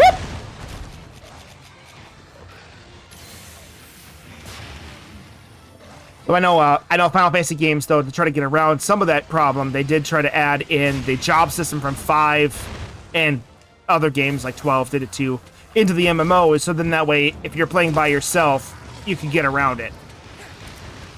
Guild Wars 1 tried to get around it by having hireable kind of not exactly NPCs, but like you could actually have what is it? AI companions, kind of like Diablo 3 does. Okay. I can always tank 2 of those, and then I'm out. Get out. Every monster has a different amount of tanking, and I thought I could tank all 3, but I can't. But Guild Wars tried to do what Rift and what was the other one that's like Rift? But they tried to add it so there was like group events in the world. They tried to make the world feel a little bit more alive. So Guild Wars 2 actually had it where the map could change slightly depending on what you're participating in. So there's a lot more PvE content. So you can actually have like parts of the map might be unavailable to you if you didn't help keep the kobolds at bay or things like that. Guild Wars 2 also tried to do the random world bosses that were big with introduced with Rift, and it's up the other one that was like Rift. I can't remember the name of it off the top of my head. One of them closed, and the other one's still around, but it's like a shell of its former self. Have you been playing WoW a lot recently? I tried getting back into it, like it was about a year and a half ago, and I found myself just bouncing right off it. I didn't like how they tried to. Oh, poop! Oh, I jumped right into that one. And the fact that they were trying to push me out of the area so fast, so I couldn't even get used to my character class or the world, made it really hard to play. Last time I tried 14 was right after ARR dropped, and I bounced off of that one too, just because I didn't want to spend. I just couldn't get into the first couple of missions, forcing me to do the whole kill 20 boars for their tusks again. There's only so much of that you can do.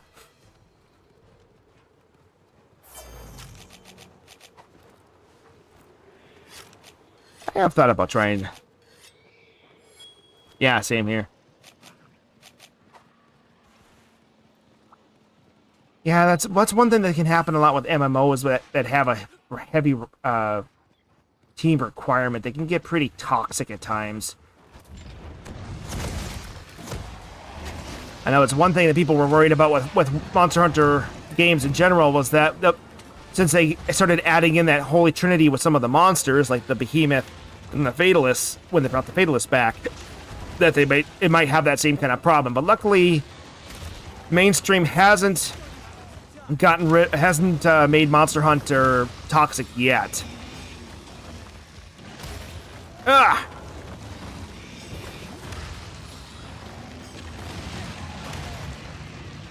Did he just roar me out of my charge?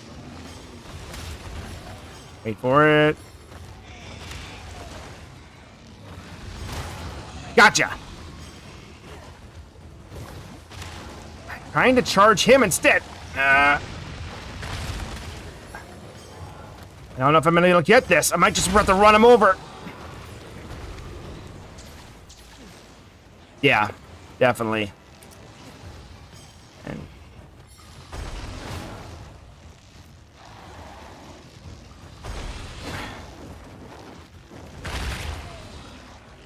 there we go.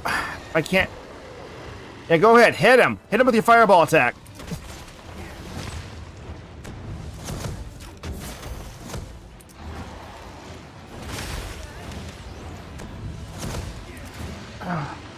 Did you really just... Yeah, you did. Ouch! Yeah, you did.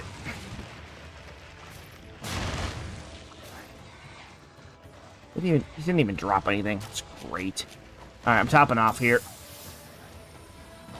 Yeah, WoW really did kind of water itself down, and it really tried to just force everybody to speed up. Like, they catered too much to the hardcore crowd that had played the game and were on their 8th, 9th, 10th character and didn't try to play for any other type. I remember studying in college how a lot of online games or games that require players to play together have 4 different types of player types, and you got to have a healthy balance between the 4 if you want your game to survive long term. And WoW started that way, but kind of forgot that. You have your player killers, you've got your story players, you got your explorers, and your achievement hunters. Or, that's not exactly achievements as in like Xbox achievements, but it can be any form of thing that they can take with them and say, hey, look what I did. I know you're coming for me. There we go. No. Oh, no. Ah! Ugh! Oh, you baited me!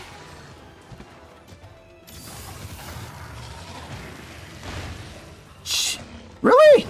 I remember when I started the game, the hunter was like the wild card. If you couldn't get a certain class, you got the hunter. And they're making it so the hunter is now the class that nobody wants around? Interesting. More things change, the more things stay the same. Like here. Hunter could be a tank, a hunter could be a DPS with their status effects. They could be different things depending on how they were built. I remember when I played Classic WoW and you could actually... I was able to do like 5-man missions solo. Not raids or quests or anything like that, but... this is gonna hurt! Wasn't expecting him to do that yet. Oh, thank you. Yeah, I can see that, but because it is iconic. Though I would also argue that if you're playing WoW Classic,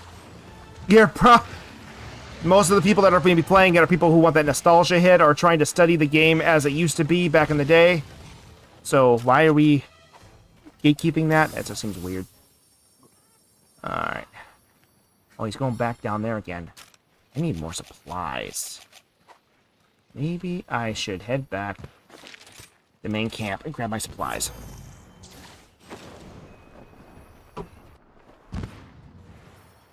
This fight's taking a little longer than I would like. But then again, I am at rarity 8. There we go. That's going to help.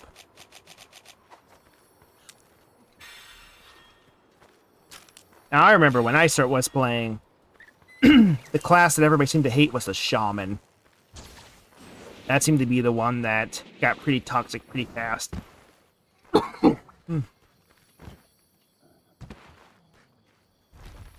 They could do a little bit of everything, and they were usually either overbuffed or underbuffed. Yeah. Oh, I'm not familiar with what's been happening in Final Fantasy XIV lately. I thought it was mostly considered pretty good, but then again, I've been out of the loop probably since in the last, yeah, three years. I've been out of the loop of Final Fantasy. And my last job, before the one I'm at now, I had a bunch of people that played it constantly, so I was always in on the loop on the news on that. But in the new job, there's not many MMO players. Oh, just personal stuff. Okay, I thought it was like maybe game specific, because I know sometimes their expansion packs can be hit or miss. Yeah. Gaming is supposed to be fun. If you're not having fun, then change it up. Counterattack! Now, play it! Yeah! You tried. Alright, this time, I'm not forgetting the tail.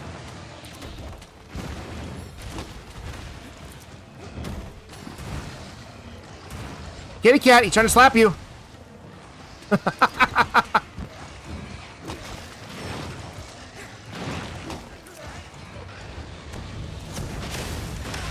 Oh, that's right. That's a multi-hit move. I can't block that one.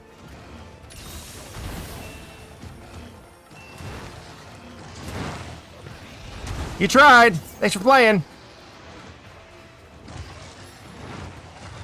Yeah. Oh, I thought I was going to do his AoE. His supernova. Yeah. The Shaman was one of those classes that I remember back in old school. It wasn't hated because of the class itself, but a lot of the players would only require certain builds, and if you weren't, and then they would be really, really snotty about it. So I'm glad. I know it's not quite as bad anymore. Pretty much a lot of the base classes, if I remember right, stopped being bad once they started adding prestige classes. Do you mind? I may not be able to knock you out of the air, but I can make you stop what you're doing.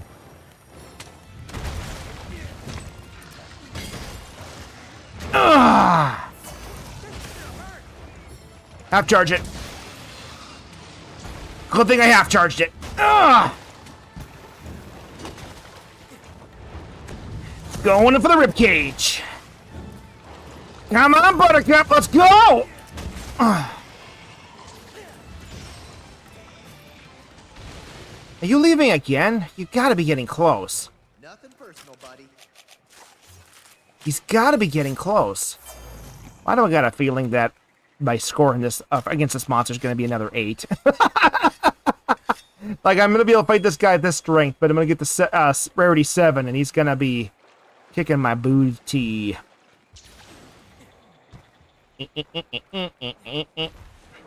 There we go. Yeah.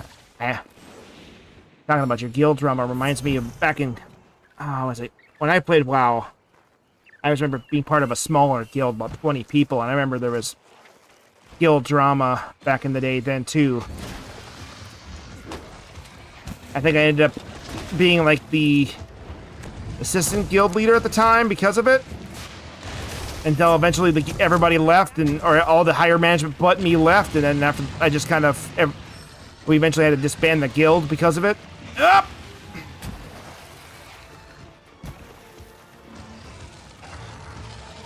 The last time I was in a guild for an online game was for Destiny 2, actually. Or Destiny, actually.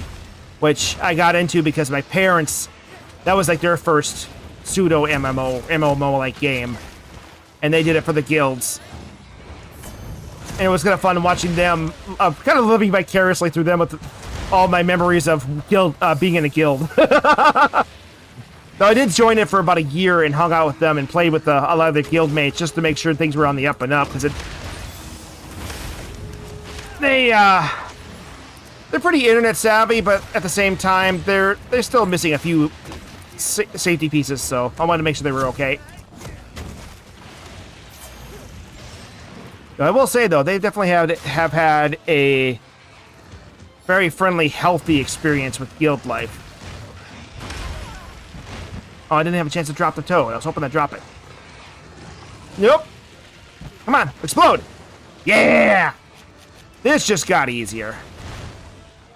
And he almost stomped on my head.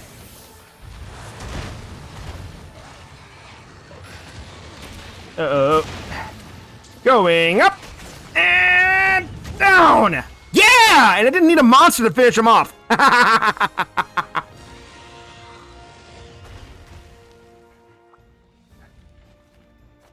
No, I don't want that. Get your cobs, get your cobs, get your cobs. Score is now 8.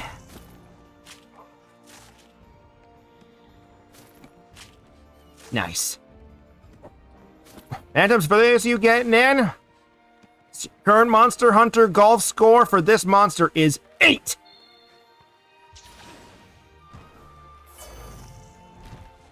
Yeah, that's probably when I bounced off Destiny as well. Destiny 1 I played quite a bit, enjoyed it. A lot of the gameplay was there. A lot of the bad business practices were starting to get in there, but not too bad. Started playing Destiny 2 a little bit, and then I know it was right on the writing on the wall. They were doing all these bad, a lot of stuff I've seen a lot of companies, video game-wise or otherwise, do that was just bad form, and I bowed out after year 1 of Destiny 2. So when year 2 started.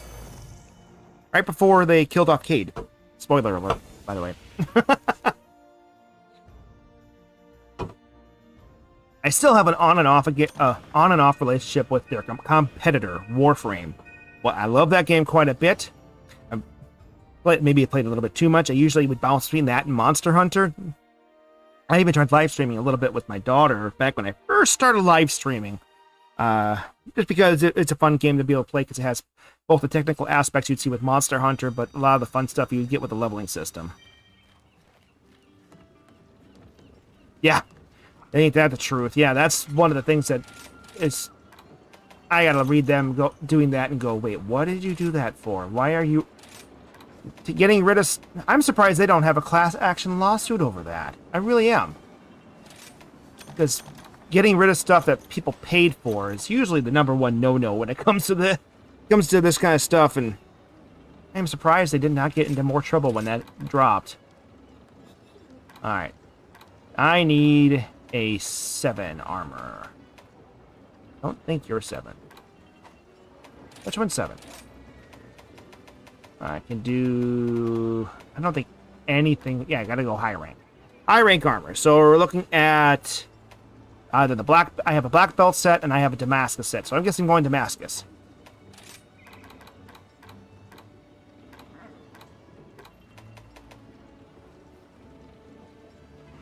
Yeah. Yeah. Well, people were worried about that with WoW when they did the Cataclysm. They actually did remove some story elements and stuff, and that made a lot of people mad. They had to try to find a way to retroactively add it back in. I remember that big hullabaloo, man. I remember that. It was not pretty. I don't have any 7 for my sword board. Shoot, I don't have a 7 sword board? Darn it. I mean, I could try the red knot again. I did try doing that the last time I played and I got my butt kicked. It was, but, you know, if you're coming in brand new, then you can't do it at all. The same thing, I mean, think about it this way. I mean, in Destiny 2's case, Forsaken is gone now, but they first dropped off the entirety of Destiny 2's original campaign. That was the first thing they dropped. And then they dropped that afterwards. Still makes me mad to this day that they did that. I think I haven't even gone back to play this on principle because of that. Alright, I'm just going to change my colors real quick to make it match my weapon.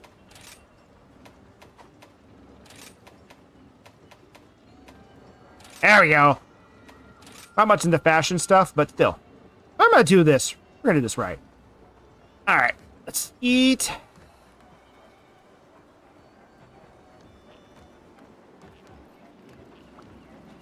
I'm still waiting for them to, at some time, to actually just disable the Destiny 1 servers. I'm still waiting for that. They haven't done that yet. I would have figured they would have done that first before they actually deprecated anything with Destiny 2.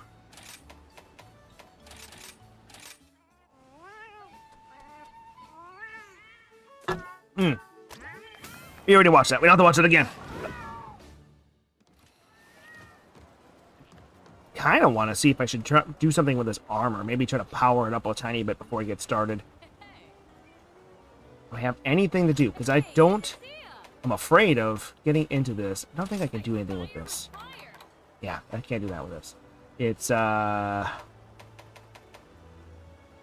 thought you could ramp them up, but maybe you can't.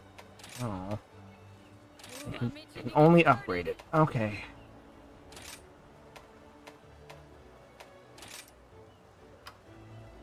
$12,000. Oh, well, I can afford that.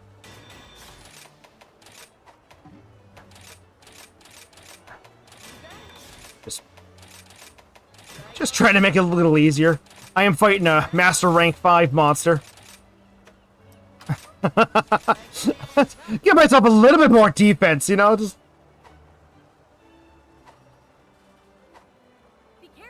Yeah, but it's now...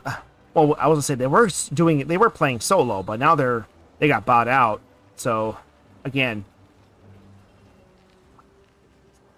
So maybe they don't have to worry about the money so much anymore. I don't know.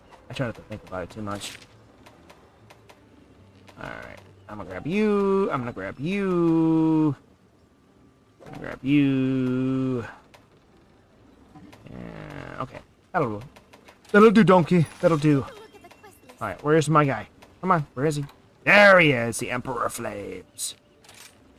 Okay, this might be the last try, guys. I don't know, because last time I fought the Kushala Daora with this armor, it kicked my booty. But it's a different monster. It's a different attempt. Hopefully, we can get a score of 7. That's my hope. Let's go!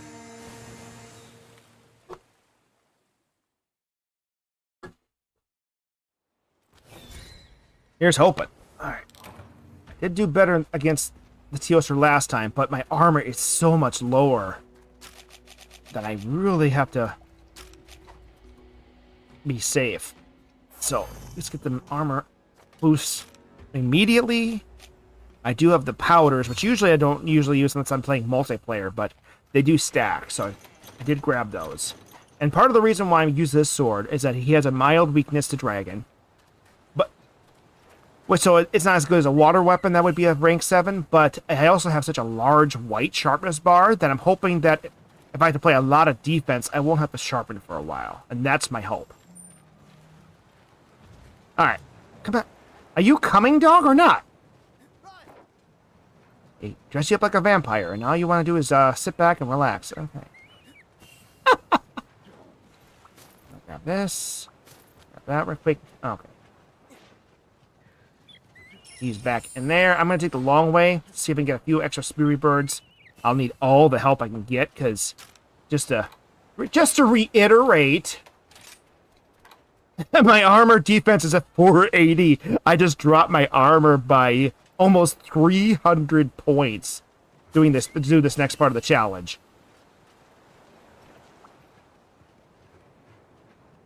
So I gotta make sure I stay on my toes.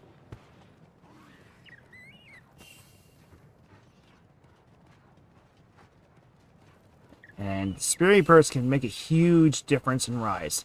I know it's one of those things that is a nothing to argue over, but something that people can either take it or leave as the Spirit Bird editions. I kind of like that they're there because it gives you rewards for exploration and allows players who have a harder time with the technical aspects of the game to get a boost and help themselves out. Though I also know that it kind of does make it feel like if you don't get Spirit Birds, you are hurting yourself. And they're supposed to be a bonus over the top of what you have, not a requirement. But it does feel like you need them sometimes. Alright, give me that. You might just something useful? No, you're not. Okay. Here we go!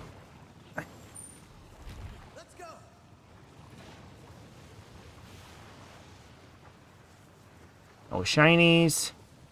I'm gonna grab this. I don't see any other spirit birds. Oh, there's one. Good. I'm not gonna go into the volcano.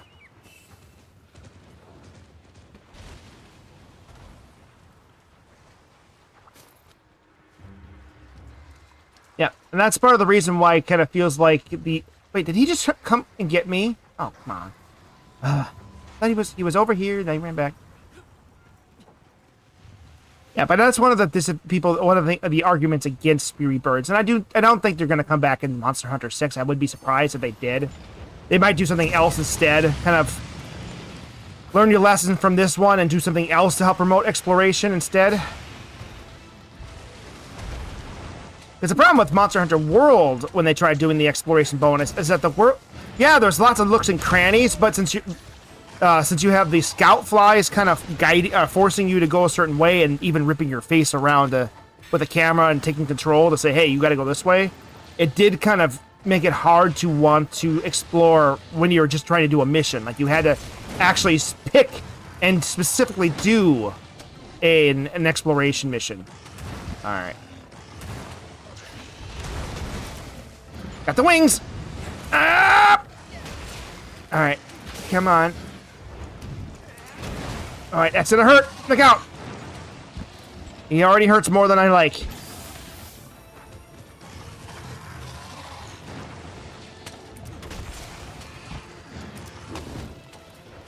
I'm kind of curious what you think might be a replacement for the wire bugs. Because the wire bugs and the clutch claw were both attempts at doing the same thing. Speed up the flow of play when you're not actually fighting the monster. The clutch claw was how they did that for handling monster approach. While the wire bugs are good for both attack and defense. Uh-oh. Block! You angry cat. Nope. Alright. Play defense. We gotta go... Oh! I knew it was a right hook and I was trying to dodge it.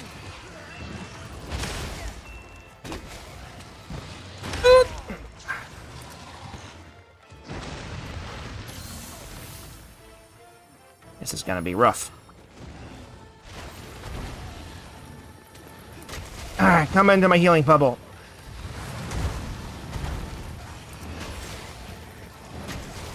Watch it. Now back it up. There we go.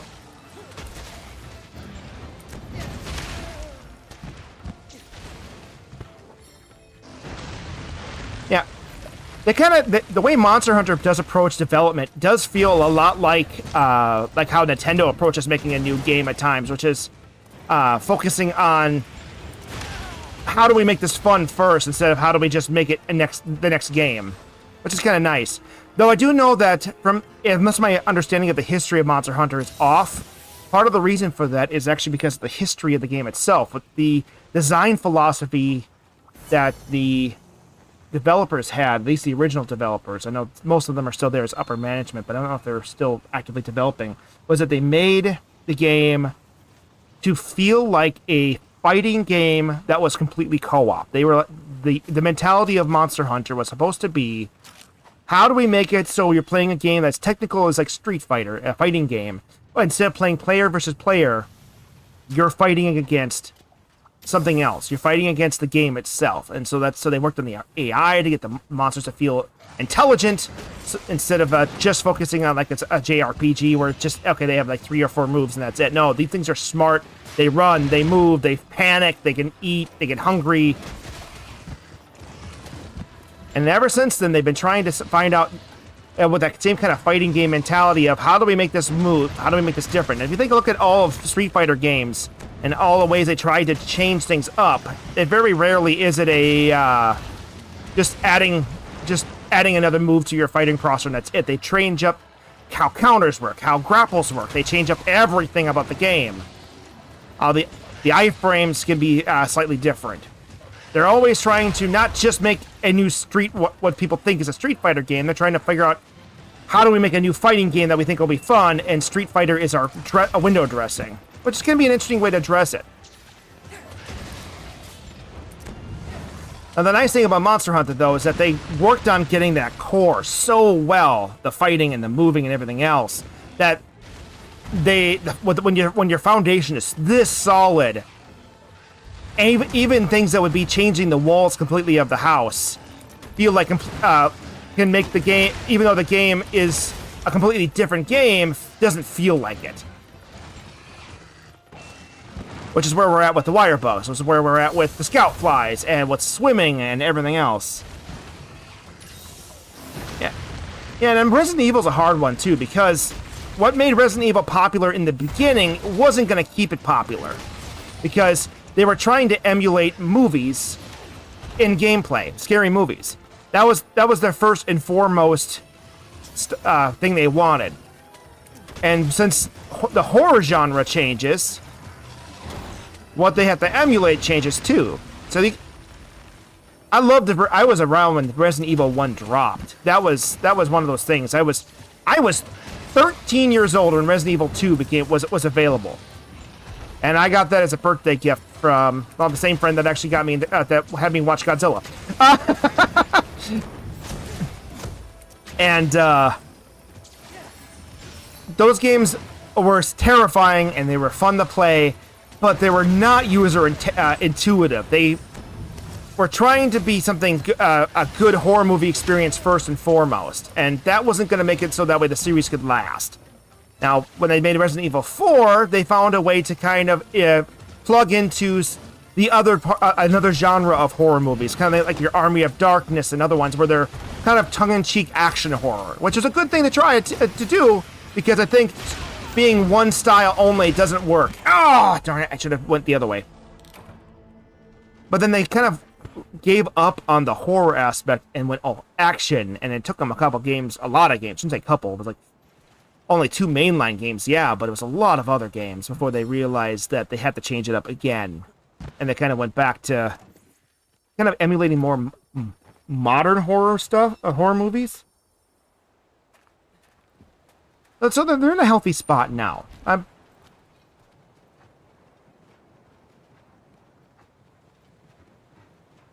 yeah, the Resident Evil never had a solid foundation to begin with, so when they have to make things different, they have the whole foundation.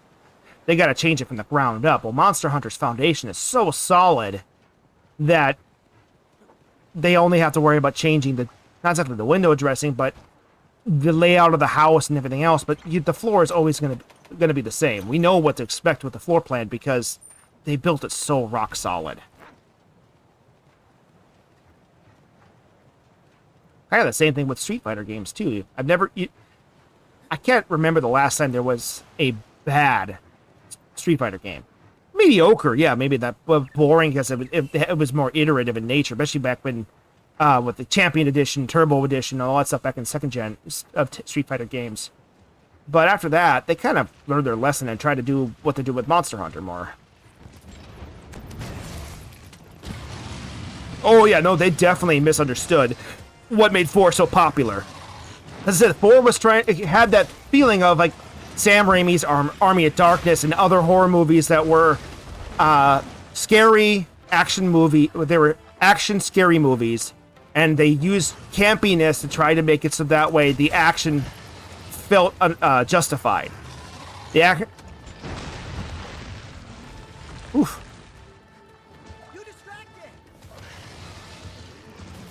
As long as the internal the logic of the universe matched up, it was fine.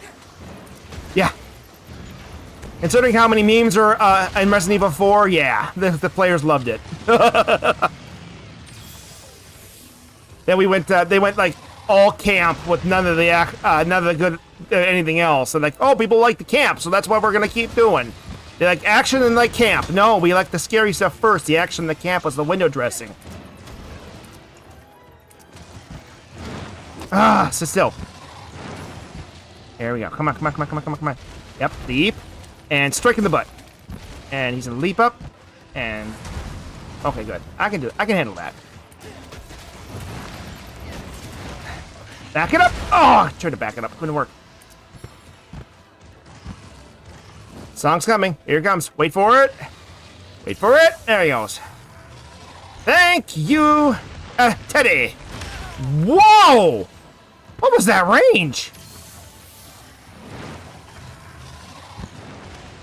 I'm on fire still. Come on, put the fire out, Ghost. I'm glad I wasn't over there. Not sure who you were aiming for, because it wasn't the toad. Woo! No! Nope! That hit would have killed me. Nope. Ah! Ride. I don't have a full health yet, though, but it's gonna have to do. Alright, wait for it. There.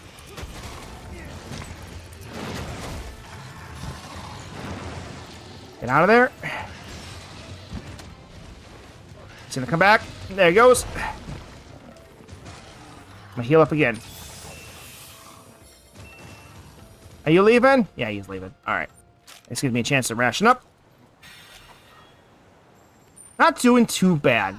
I'm not happy with the first knockout.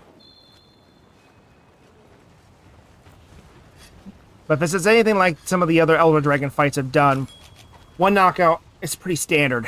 Bonk, bonk, bonk, bonk, bonk. Let's go!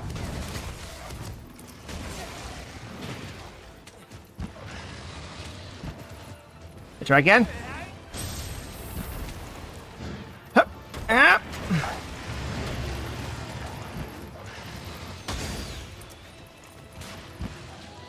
I know. I ate that parry, but I didn't think I was going to be able to land it. Wait. Good. Where are you going? Is a kitty cat down there? Is he dance? Ah! What are you doing putting the thing down there? Cats a day.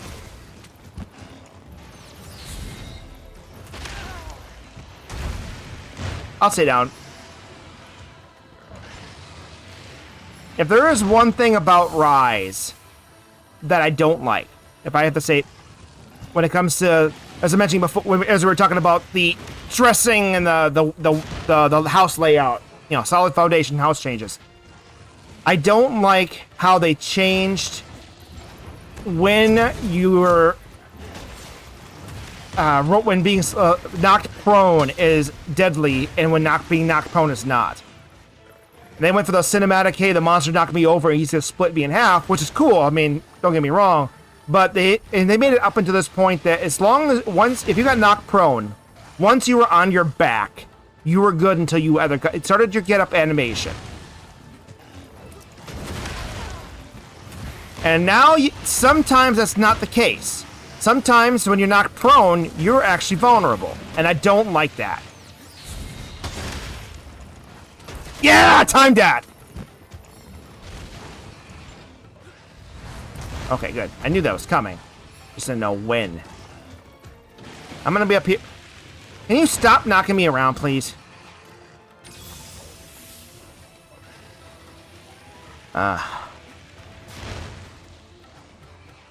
Here we go. Ah! Woo!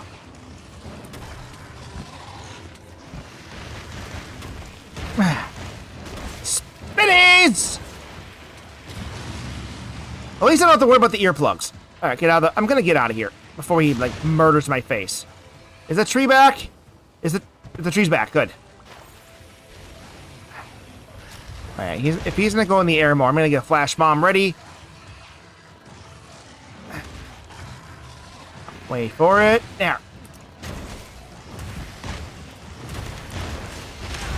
Okay, that was weird. Ooh. Well, that might also just be the fact that you're experienced. I know your first Monster Hunter game is always harder.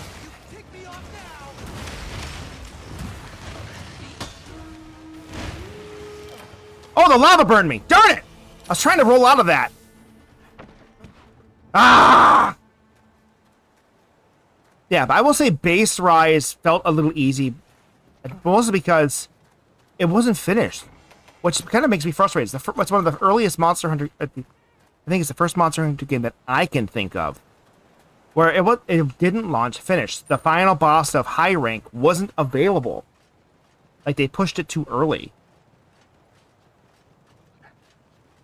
And Iceborne is probably one of the most difficult expansions that they made. So when you come off of one of their hardest expansions to coming into a base game, which the base games have always been easier than their master rank games, it's definitely going to make it feel like you're playing with training wheels on.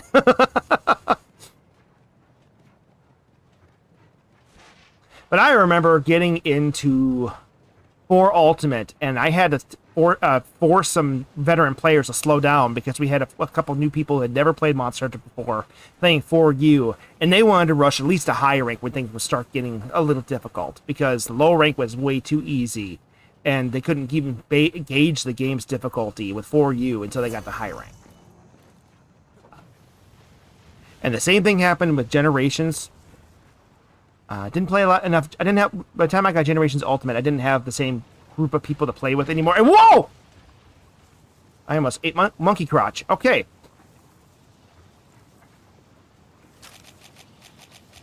What did you do to that Rejong, man? Oh, I forgot to sharpen. Alright, I'm on my last life. Longer development times can be good. It all depends on whether or not the time is being managed properly. For me, it's not the time, it's how it's managed and how it's used. I work in software development myself, so I'm used to seeing projects that last 4 or 5 years and have almost nothing to show for, and ones that can be done in a year, and all of a sudden they are awesome. I'm not saying you should overwork your crew. Do not take me on that. That's just never overwork. It's all about what can the crew handle and what can it not handle. But I know some of the best games of like 5th generation though were made with a tiny scope and small crews. Yeah, exactly. The biggest game that had the longest development time that came out as Pooh, Duke Nukem Forever. They're teaching that failure in universities.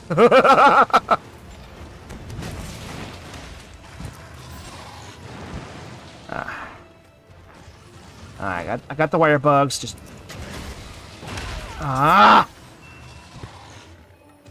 gonna use this and get out of the range. Wait for those wire bugs. The original Duke Nukem trilogy, I played the crap out of. I had their the version of the game they had for the PlayStation 1, and I played that to death. That one had the original trilogy and pretty much a 4th episode available to it. I probably should not have been playing it at that age. I was 13 at the time, but my parents didn't know better. They knew I played Doom a lot, and they're like, yeah, this is like Doom. You should be fine, right?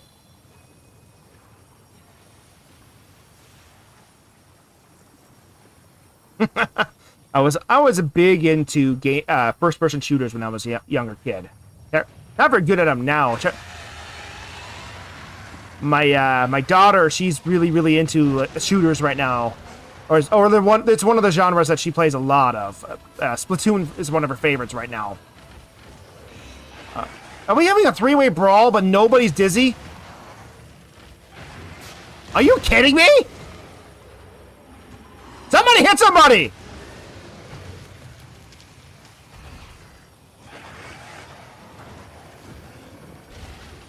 And come on, make somebody dizzy. Man, Rajang, you are not pulling your weight.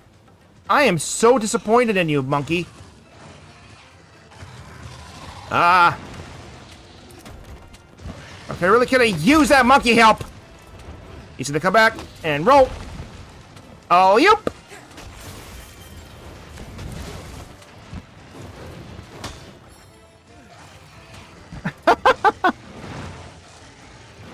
Not the way I would have liked to finish this mission. Though if I end up failing due to a monkey 3-way, you know, I wouldn't be angry about that just because How many people can say they failed because 3 monsters had to gang up on them? I mean, come on.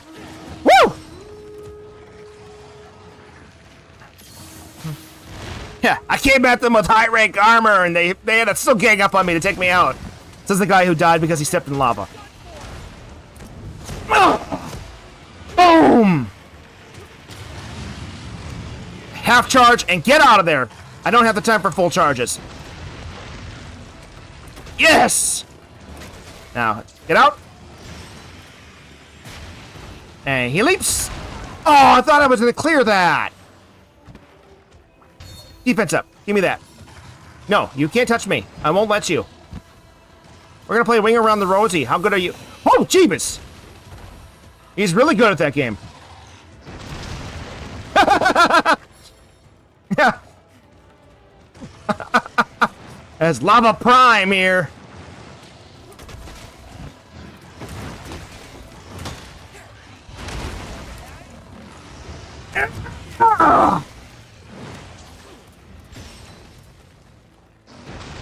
Wait for it. Wait for it. Wait for it. There it is. Drink.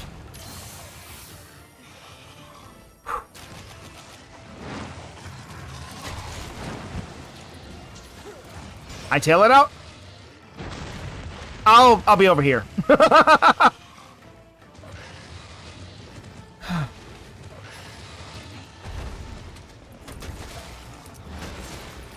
Yep. I think the monster I am most excited to see if I can actually beat with high rank armor is the Chameleos. I've got his fighting style pretty well figured out.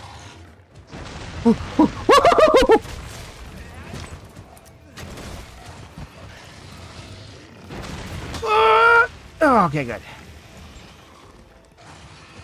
No. Oh, shoot. Back it up. Get down here! I got a free hit, but he's gonna do his AoE. Oh, he's not. How come you did that every other time we did this? Oh, wrong AoE. Ah! Woo! I thought that was a victory! Yeah. I actually broke something! I think that's better than what I did with the Kushala Daora already.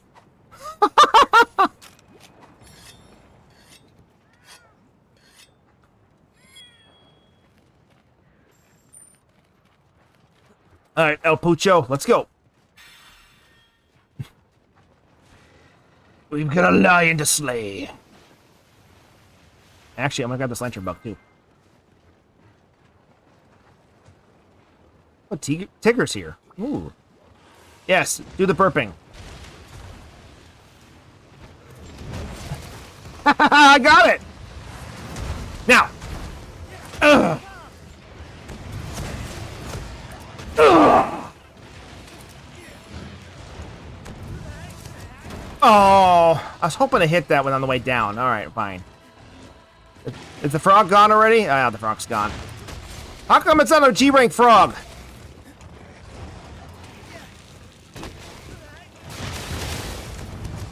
Alright, now get out of there. Nope. I know what you're planning, and I don't like it. Alright, time for my own meds. I figured it'd be his case. Ugh!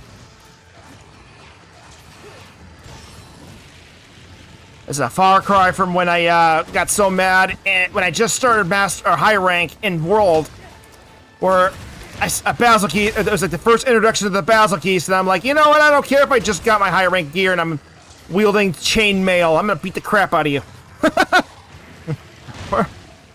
Where'd that hunter go? I want him back.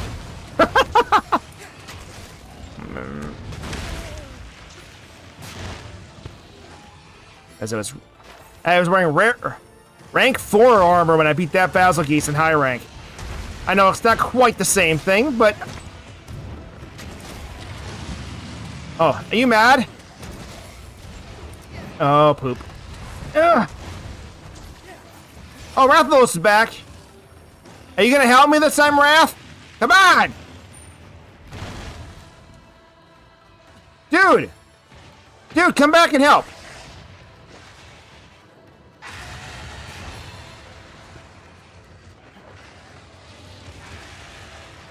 Wait for it, wait for it, wait for it, wait for it, wait for it.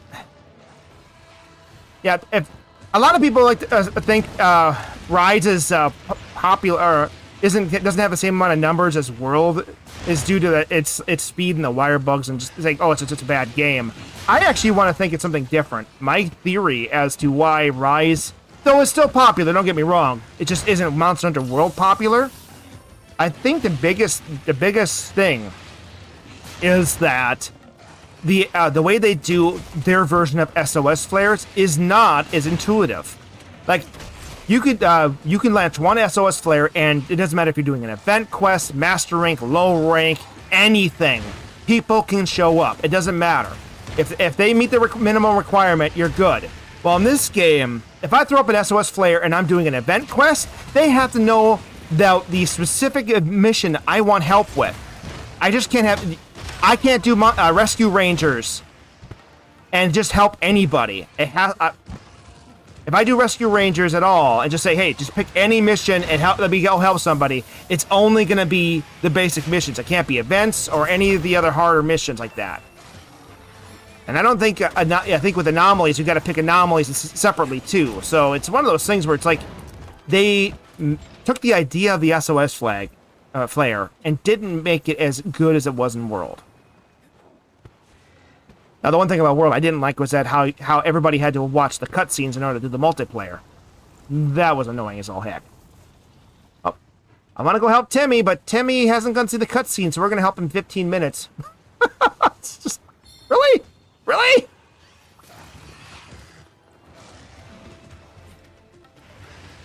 The SOS players may be gone? Or the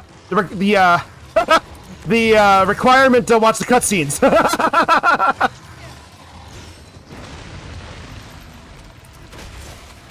Yeah, exactly. I hope they keep switch skills. Maybe not with the way they do them with the scout or with the flies, the wire bugs, but I do want them to be able to have customizable fighting styles. And that seems to be a Freedom Team thing more. Is that fighting styles is something that was originally introduced in Generations Ultimate, and then they made them a bigger thing in Rise. Well, World focused on taking some of the fighting style movements and making them just part of the actual base moveset of each weapon. Ugh. Come on, can I get a 7? Can I get a 7? Or...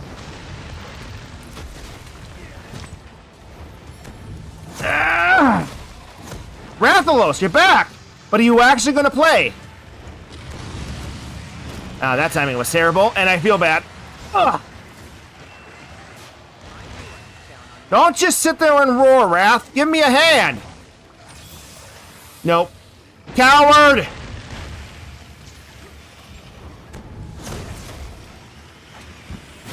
Woo!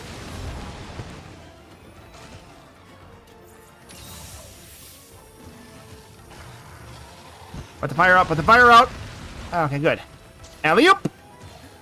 Ah! Look! No, no, no, no, no!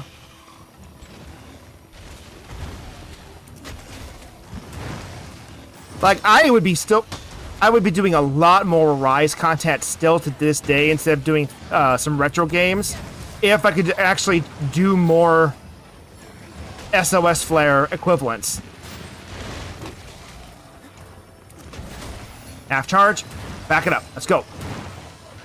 Come on. Oh, you... Alright, I'm on strings. Go. Nope. Alright, fire's out. I think the one thing that's really hurting me in this mission is that I haven't been able to find almost any helpers, so I can't put them to sleep. I haven't found any marionette spiders in a while. Yep, actually, ever since 4 Ultimate, they've actually had, well, 4 Ultimate had online, full online, but it was still room-based. there was no SOS flares. SOS flares is a very specific thing to 5th generation. Which can be nice if you want to just go. If you just want to play Monster Hunter, you don't have a team, and you just want to play. Monster Hunter kind of had the same problem that like Dungeons and Dragons have. Yeah, you gotta have in most cases, you gotta have a team willing to play with you. Otherwise, it don't matter. Ah.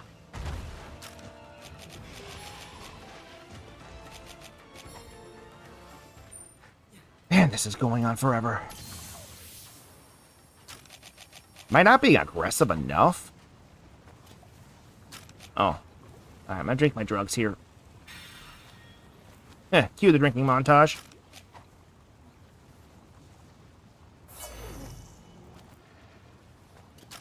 I know as long as you have a PlayStation, they have a room hosting service for Freedom Unite, for example. And you can use that. There are ways now they made software. There's software made, not by Sony, but unofficial software that allows you to do that same hosting service with a PC, so then you can play that online. And I know people have been working on a way to be able to do something similar to that for 4U and Generations, because those ones are locked to the 3DS.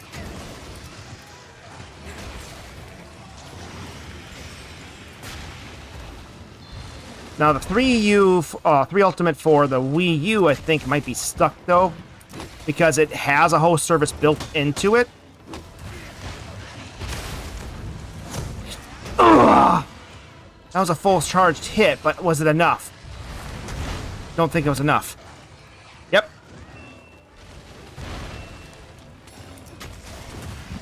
Yeah, Freedom Unite, and I thought Freedom 3... Or, sorry, I know it's called Portable 3, because Freedom is when they're released to the US, but I just call it Freedom 3 because that's what it would have been called if they actually finished the porting. But they never finished it.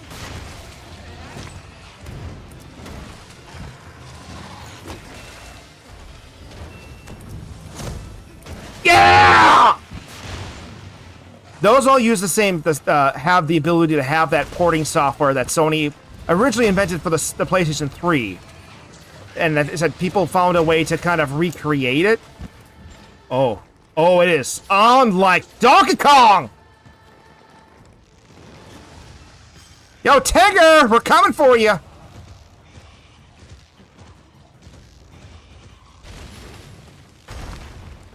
Yeah, try to get my wife into Monster Hunter. Sadly, she just wasn't able. She kind of bounced off it. Sadly, she needs slower reflexes on her games.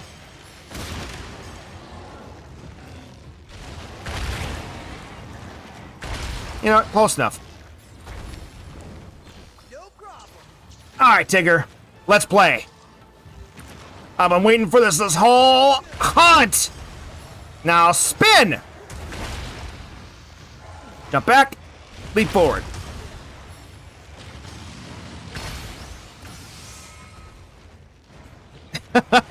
Too bad this won't kill. A Tigger finish would have been pretty epic. Yep. Alright, go for the shinies later. This is my only time to get the full hit in.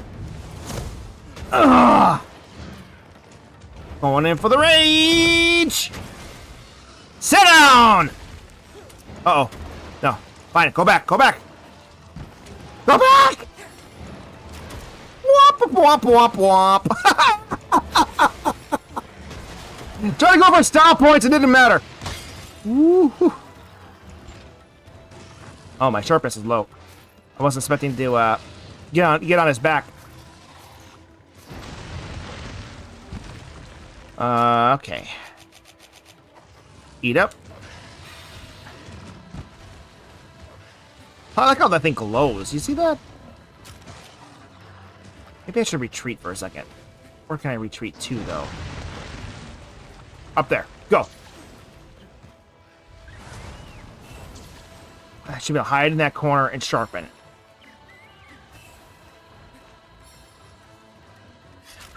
Woo!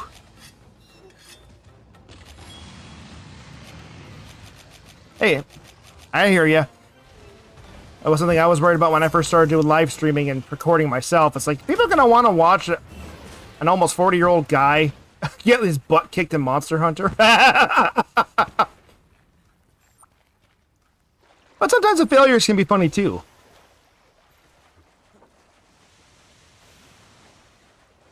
Oh, now you show up, Marinette. Alright, I gotta go get my tail. I know I don't really need to, but... I've had a lot of practice. I do have 2 children, and I do play for them sometimes, where they'll sit down and watch me, and I'll just try to be entertaining for them. That kind of helps. When you have a captive audience that wants to watch what you're doing.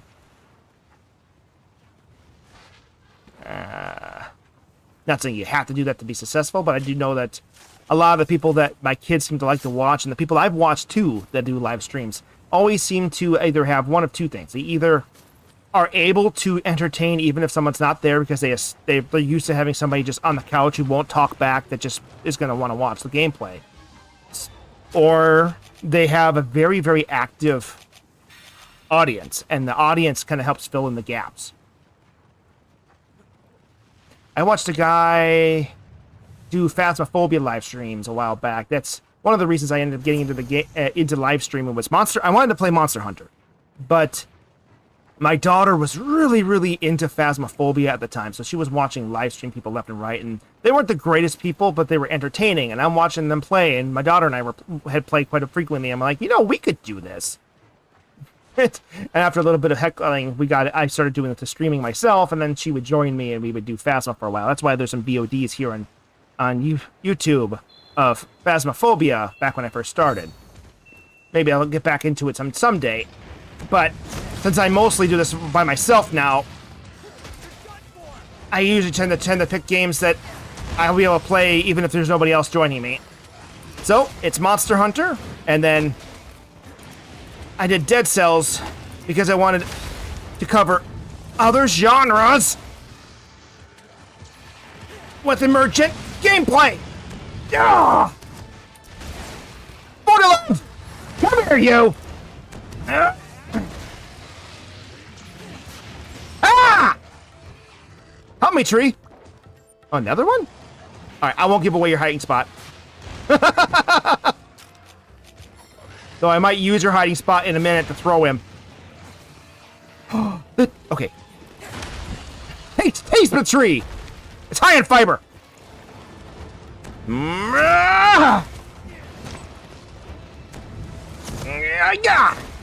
It's got a very oaky over flavor. Come on, you!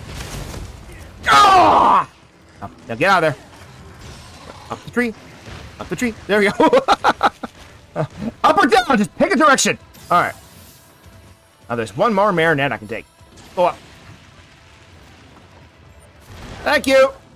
Oh, well, he didn't hit me, but he did shake the tree too much. I'll use that in a little bit. You can't use them too early, otherwise they shake it off. Uh-oh. Woohoo! Get in the zone! Yeah! Whoop.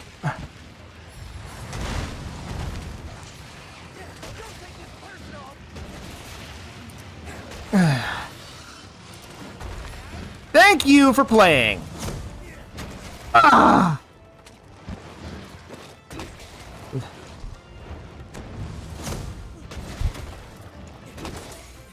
Woohoo! That was a good combo. Wait, what now? Are you running now because I got a good combo off? It's only fun when you get the combos. Ah!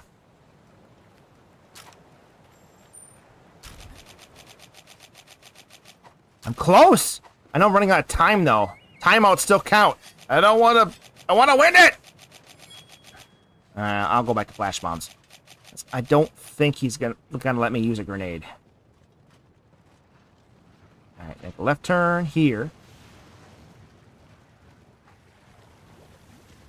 And I should be able to use the other Marionette Spider to my advantage from in here.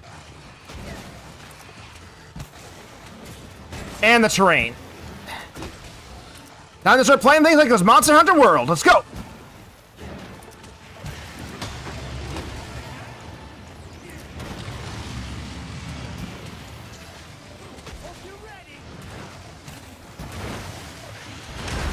Okay, I deserve that one. I was flying too high. Flying too close to the sun. All right, give me that.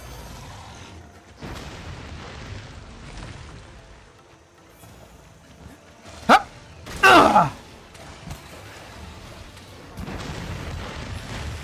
I was gonna say, that better not hit me. I'm way too far away.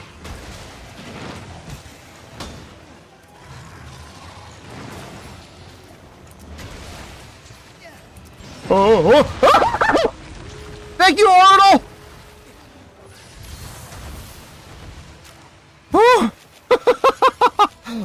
I saw my life flash before my eyes!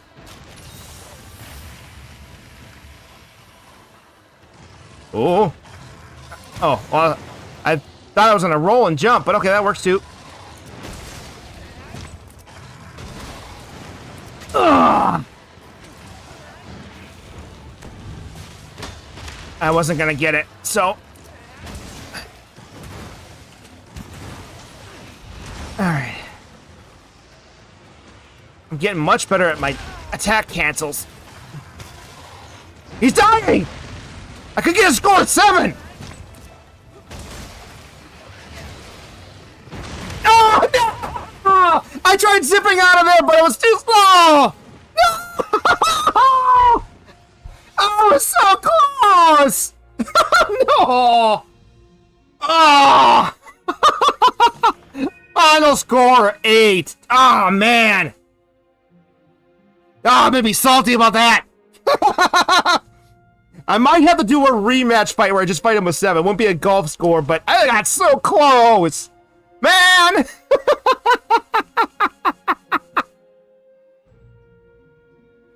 Oh! I knew he was gonna do a major attack. I tried doing the wire bug zip because I didn't think my roll was gonna be fast enough. And I did not have enough time to put the weapon away. Yeah, try to go for that 7. You let me know, anybody who's watching this also after the fact, if you get a score better than 8, you come back here and you put it in the comments. I need the motivation. Because I might have to come back and try to beat this guy with 7 armor. And that's it. I don't care if it's with a score anymore. I got so close! Ah! But if you enjoyed yourselves, dear Phantoms, please make sure you hit that like button. Subscribe if you want to see more of these. I'll be doing, let's see, we have 2 or 3 more challenges to go. We got the Chameleos, and we got Narwa, we got Ibushi, and I think there's one. Is there one more? I think there's one more Elva Dragon. So we got about 3 to 4 more to go, and then the golf game is done.